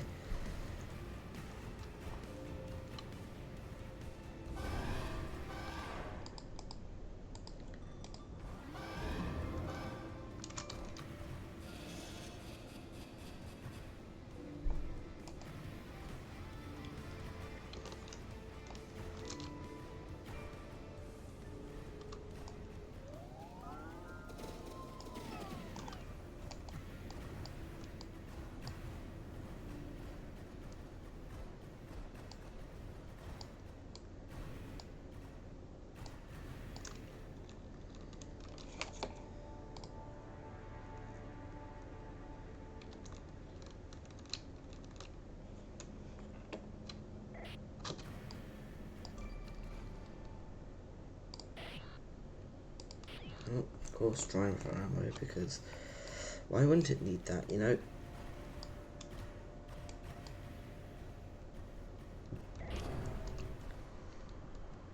Okay.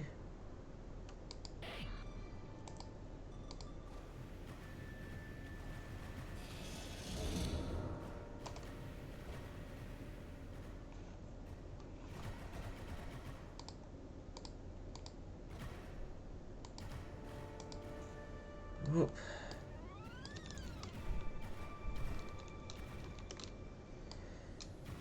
See, where does this put me down? Oh, it's right there.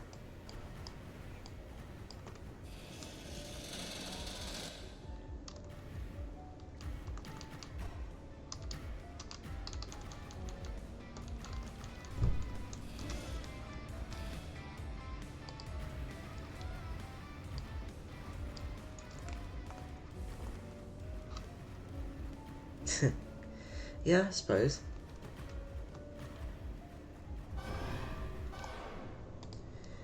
Okay, last one. Yep. Okay, actually, I'm going to counter that. Have you heard the new track that plays with the locusts yet?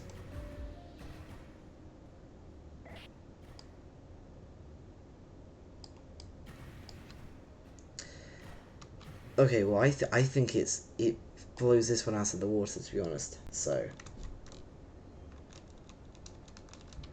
in my opinion, at least. So,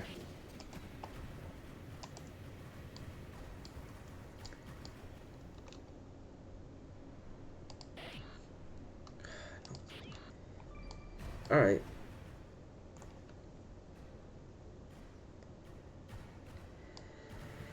Yeah, I mean, I think you would need a small ship to actually access it, because the only way to trigger it at the hive is to disturb the swarm, which, yeah, I think you can't actually do with the OCP. So, you know.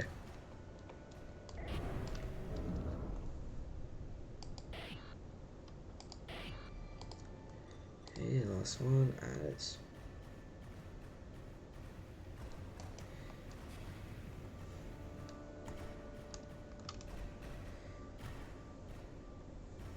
Right, but did you not get the soundtrack? It should be played.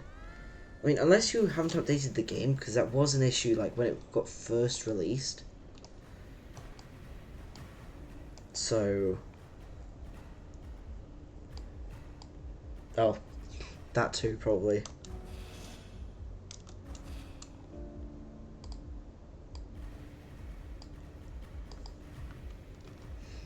Or that.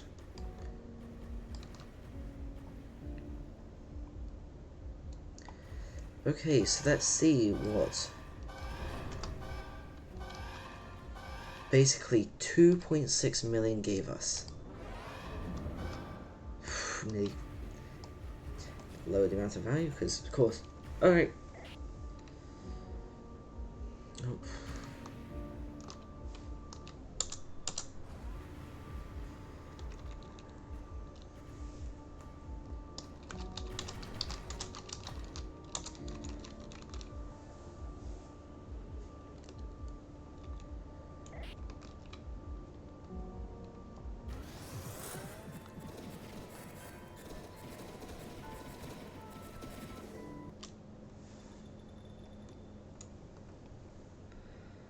6.3 million, I think. We might even be pretty close. Our ship's worth...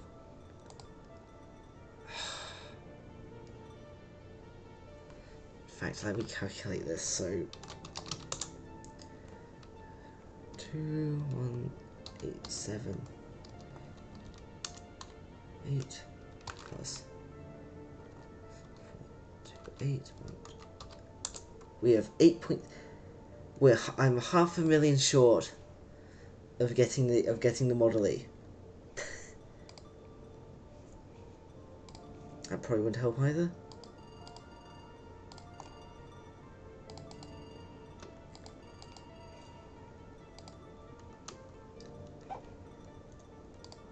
Wait a second, do I don't have enough ship, I can't sell it. Okay.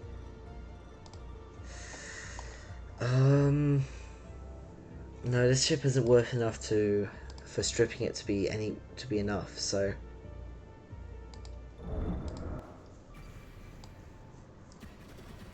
Okay.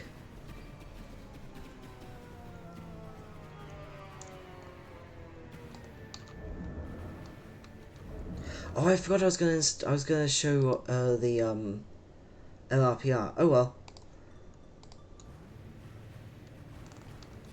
I'm almost done with this. I think I'm gonna do 6 containers, maybe 7, just to make sure.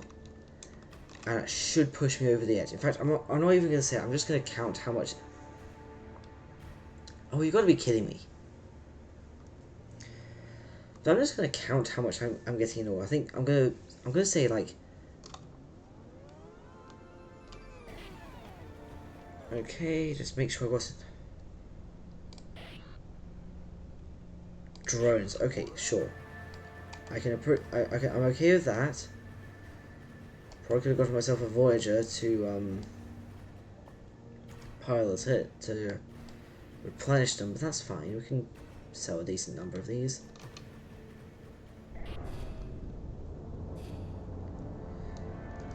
And besides, it's not going to matter if we have a badly damaged ship at the end of this. This is basically endgame now.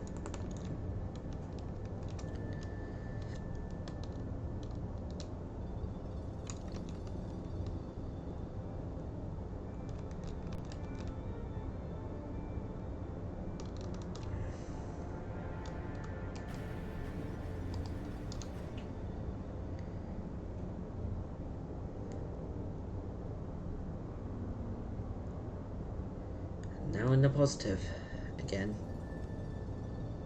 Okay, I think, yeah, 2,000 kilograms is enough. 1,600, oh. So, first container. Let's see how much this is worth.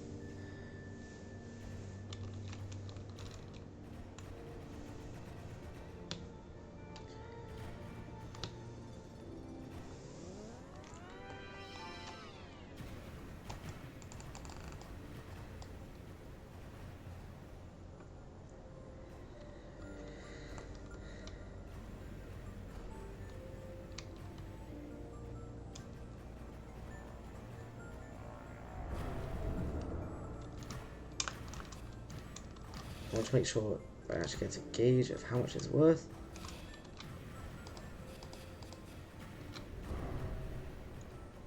So this one's 283, so that's a net of about 250. I'm just going to round it down just to be sure. So it's a net positive 250 this time, so might even be quicker than I'm thinking. You never know.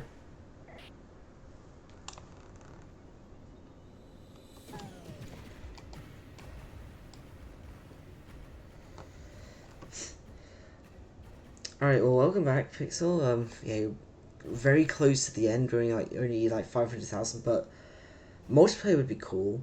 Feasible. Well, if you go check my Ko-Fi page, I will I will exactly tell you just how feasible, how much I'm willing to charge for that, how feasible that is. It's basically a running joke with how it's a cool idea, but not at all feasible. I'm just going to say right now. Hey Omni, welcome to the stream. So unfortunately, you're going to be relatively close to the end of it, so but thanks for dropping by anyway, so welcome. Yeah, that's basically it. Multiplayer, if you want the realistic physics, it's basically at best LAN only,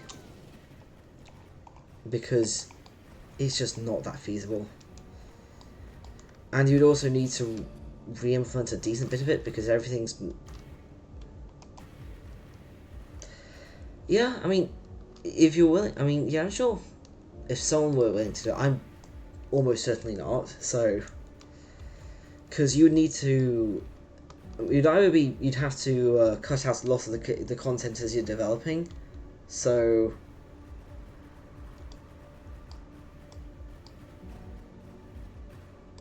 I believe so.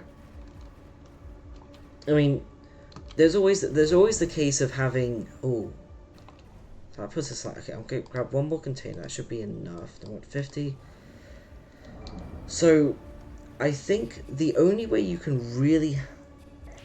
Oh yeah, I completely forgot about that option of it. So, there's the LAN option. I think is the only way you can have true multiplayer. There's always the fact that if you just have one person with an absurdly good PC that can and you can somehow multi-thread the game. That's another possibility. So, but then again, it all boils down to the main issue. The fact is, you're gonna have to rebuild the entire base game if you want to do proper multiplayer.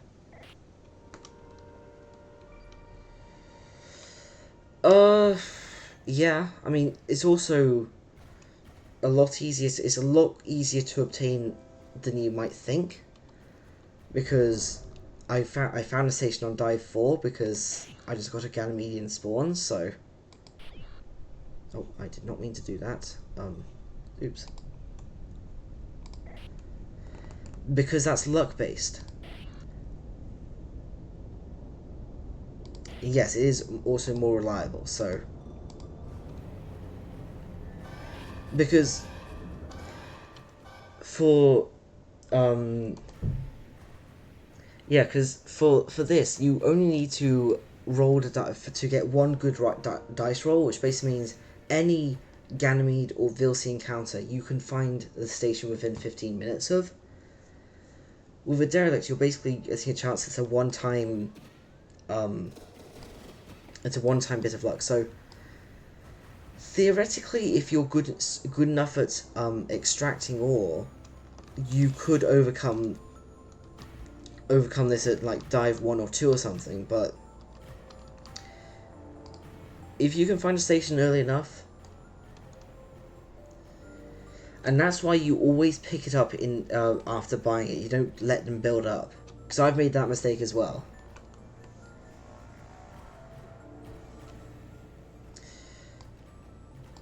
And I mean, yeah, they are, so like I say, they are the most reliable. Yeah, that's fair. This one, does it give me that? I'm gonna say let's go home and we'll see what we get. So the other thing is that yes, it is the fastest credit to real-time second, but also it's just the fact it's reliable.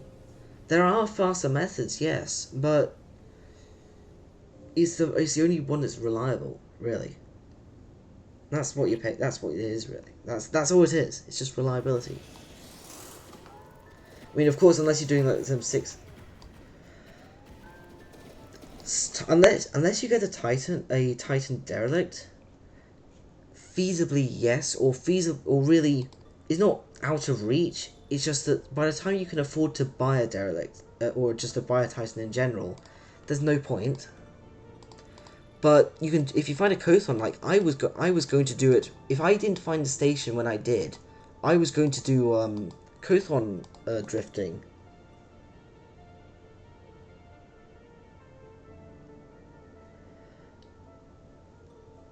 I mean, yeah. So Kothon's feasible. Oh, the Unky Gap. Basic. I think. Oh no, isn't it Keeler Gap? I think it is. The reason I'm in there is because I just got a contact to the that specific phase U station. It's on the other side of it. That's what I got a contact for, and that's why I'm over there. Well, I think we've got it anyway. So and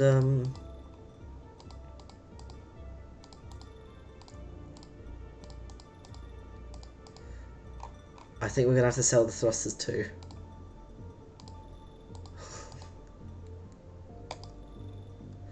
Oh my. Okay, is there anything else I can sell off?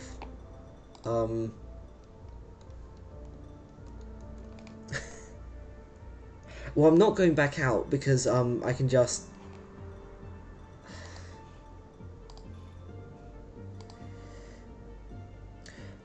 Mineral market. Don't use it to make money. That's the main thing I say. You can store money on it, and while derelicts are affected only by the number that's in here, you can use it for that.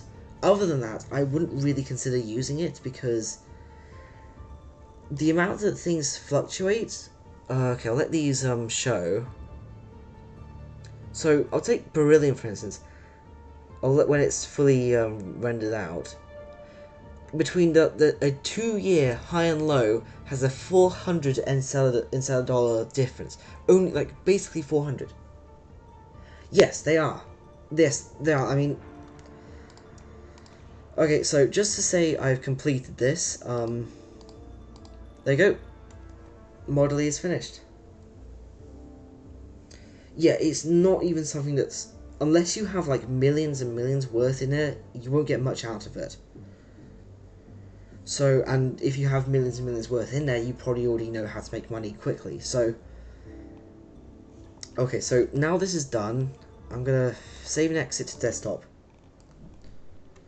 And I will show you exactly how it's calculated. I'll pull up one of the derelict events. So look, I just happen to be on here. So let's say derelict K37. So you've got random chance, minimum chance, and money sinking. So I'll show you how this is calculated. Okay, so the Model E is actually the most efficient, is the best ship for the okay, well, unrelated to speedrun. So Model E is actually the best ship you can use for the for trading with Ganymede, because the Vulture's the close second. It's like the cheap option, but the benefits you get for running the EIME make it mean that it's a better ship technically. It's light. It's like 15 tons lighter. You don't have to worry about power, which means it's also lighter because you're not putting in heavy cores and heavy power generation. And also the fact is it doesn't use propellant when idling, which doesn't make that much of a difference. But anyway, so where's the I think it's the can be at. Yes, this is the specific equation used for it, which basically means I don't know if I'll use Desmos here, because I'm used to using Desmos. So, I mean, it's also personal preference. It's really expensive to use, so if you can afford it, it's one of the best ships you can... and it's also really good for combat. It's indestructible. It's literally indestructible, so... see, I'll put it 1 million for current money. Let's see. Actually, no, that'll be ceiling, which I'll put as 5 instead. Actually, no, I think this one's yeah, 5. So this will be our money, and random chance will be 0.8. So R times 1 minus M over C, and this clamp basically means it's limited between the minimum chance is like 10% and 1 is 100%. So with 1 million in the bank, the chance of you find of the success rate of a standard K37, assuming you're in an area that can harbor them, will be 64%. If you have 2 million, that drops to 48% success. Then I think it goes up until 4.8 million, is it?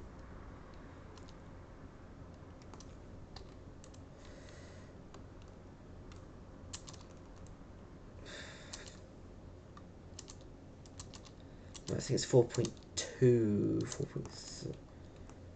4.75. Yeah, so 4.375 million is the most you can have in your bank before is that basically at the point where it ceilings out at 0.1 is the lowest success chance you can have. But when you're broke, m equals 0, you get the 80% success chance. And also,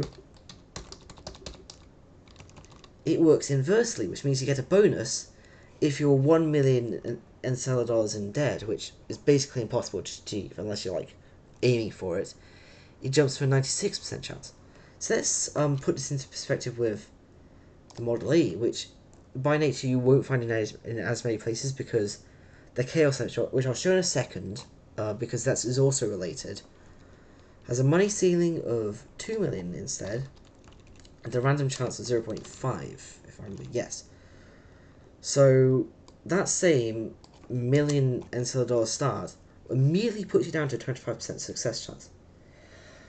So the way that events get checked is every 7.5 minutes. There's a specific function. Let me see.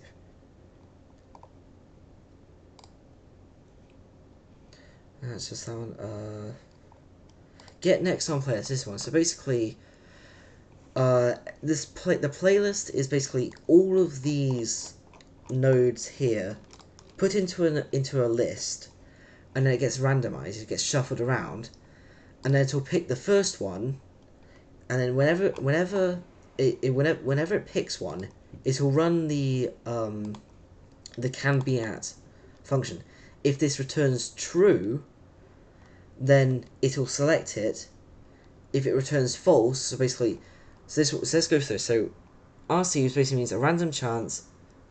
The chance will be, so let's say 0.64 if you have a million. So the random float, which basically means it's a random number between 0 and 1. If this number is above the oh, wait a second, is this am I thinking about this wrong?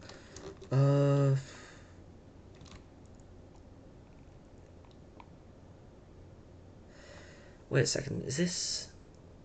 Oh, wait, so if the float's greater than that... Okay, yes, that's definitely... So basically, if the float chooses a number larger than your chance pool, it'll automatically return false, and if it does, it'll play this again, and it'll get the next object in, which...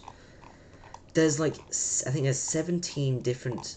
Well, I think there's like 17 different derelict specific events. That's 1, 2, 3, 4, 5, 6, 7, 8, 9, 10, 11, 12, 13, 14, 15, 16, 17, 18. Yes, 4, 5, 6, 7. Okay, yeah, I guess it's 18 because K44s aren't in the SRO pool, and I'm going based off those numbers. And also, Flight for Rescue and Rescue Operation can also produce a K37 derelict. And the derelict sister ship is an event-specific one, so we don't count that one. So, or like a quest-specific one. So that's basically, so you got, and then there's like, I think it's like 100-ish, like just shy of 100 events.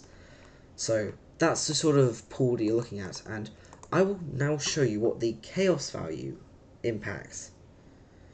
If I run this, because it's something I actually implemented in HevLib earlier today.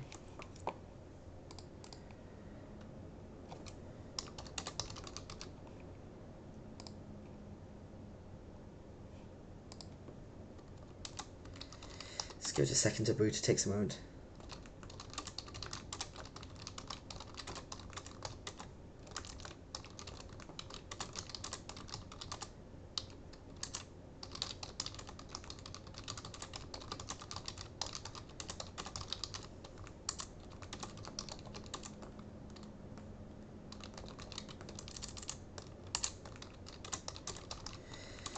Taking way longer than usual. Okay, there we go.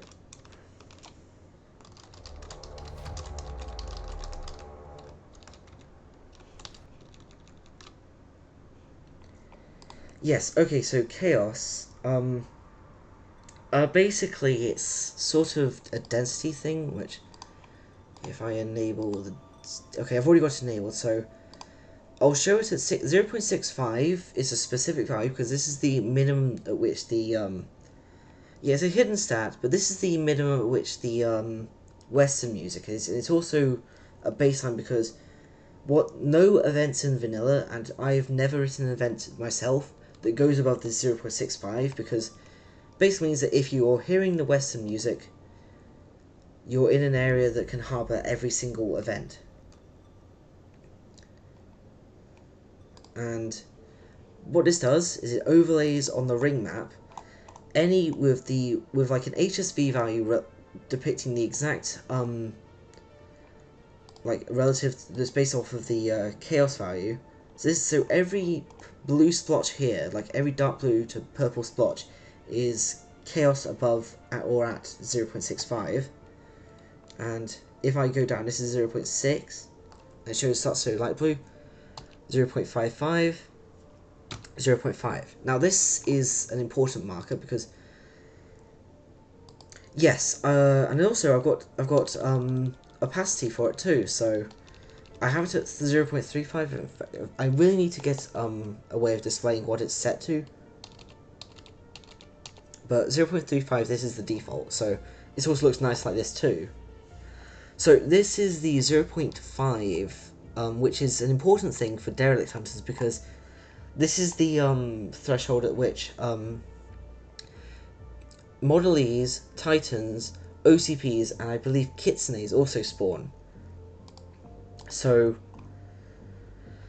and also these really anomalous hotspots are one of the few reasons why you should go deeper, and they're basically like, if you're in these, you will basically guarantee every event. And there is one or two, I think there's only one event that's actually at the 0.65 chaos limit, and yeah, and it's like something that I've only seen like 3 or 4 people screenshot.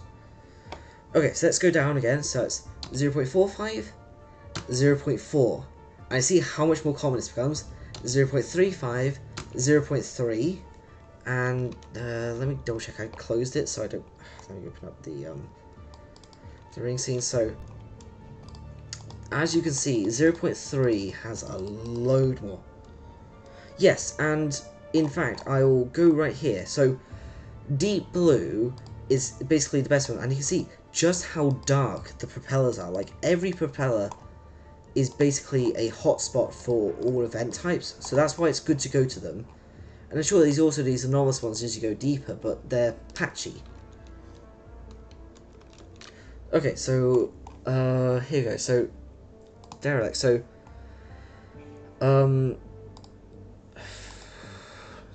so the chaos limit is based off of type. So yeah, like EIMEs are 0.5, same with Titans, and both Titans are 0.5. Kitsune 0.5, and OCP 0.5. Prospectors are 0.4, which is that amount. Yeah, I mean, this is what I think. This information is actually been, I actually showed on stream like a couple of months ago, but I'm only just releasing this in a mod itself. So 0.4, this is the amount of area that you can get derelict prospectors. So interesting to know. And same goes for all variants. Then 0.3, which is you can have a Cothon appear, and then 0.2, you can get a derelict K37 or variant. And then I don't even think there's anything that needs chaos below that. So yeah, goes to show. So key to know, this is 0.65. It's basically the start of the dark blue is the limit. So, and yeah, let me just go to browser. Okay, go to my GitHub real quick. And yeah, this is something that I released earlier today. So if you do want to have a look at it, there's that as well. So anyway, I think that's going to be it for tonight. So thank you everyone for coming, and hope you also learned something today, because that seems to be a pretty interesting thing as well. So also, actually, before I go, I'll go to here, and as you can hear, I've got music on, so I can guarantee you right now that you'll get the Western music from going to this specific area. And also, it shows on this path as well. Oh, good thing I didn't actually consider raid. So while I let the music spool up, let me go check, see who's currently I have no one that I'm following currently streaming, so if there's anyone who will not stream, okay, is the opacity not changing? Huh, so I have it. So I have the opacity set. Well, there's the thing. I don't really mind. I mean, I'm not the one. I'm not really gonna watch because I'm gonna go to bed as soon as after this. So I need to change up how I do the opacity thing. Okay, bug fixing, but it also shows up here. Well, okay, this is where the opacity actually works. So just the HUD. Okay, that's good to know. But it also shows on like any ring map scene it'll show. Um, I guess super chill. May as well. So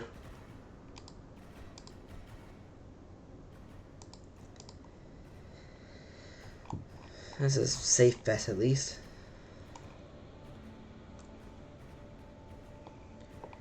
Alright. Yeah, of course. I mean, feel free to ask me any questions anytime, or any of the other. I mean, anyone with a yellow name are basically the reason they have the yellow name is that they're the know-it-alls of of the server of the game really. So we'll start a raid, and yeah. So I'll turn off sounds. So thank you very much for coming, everyone, and have a good.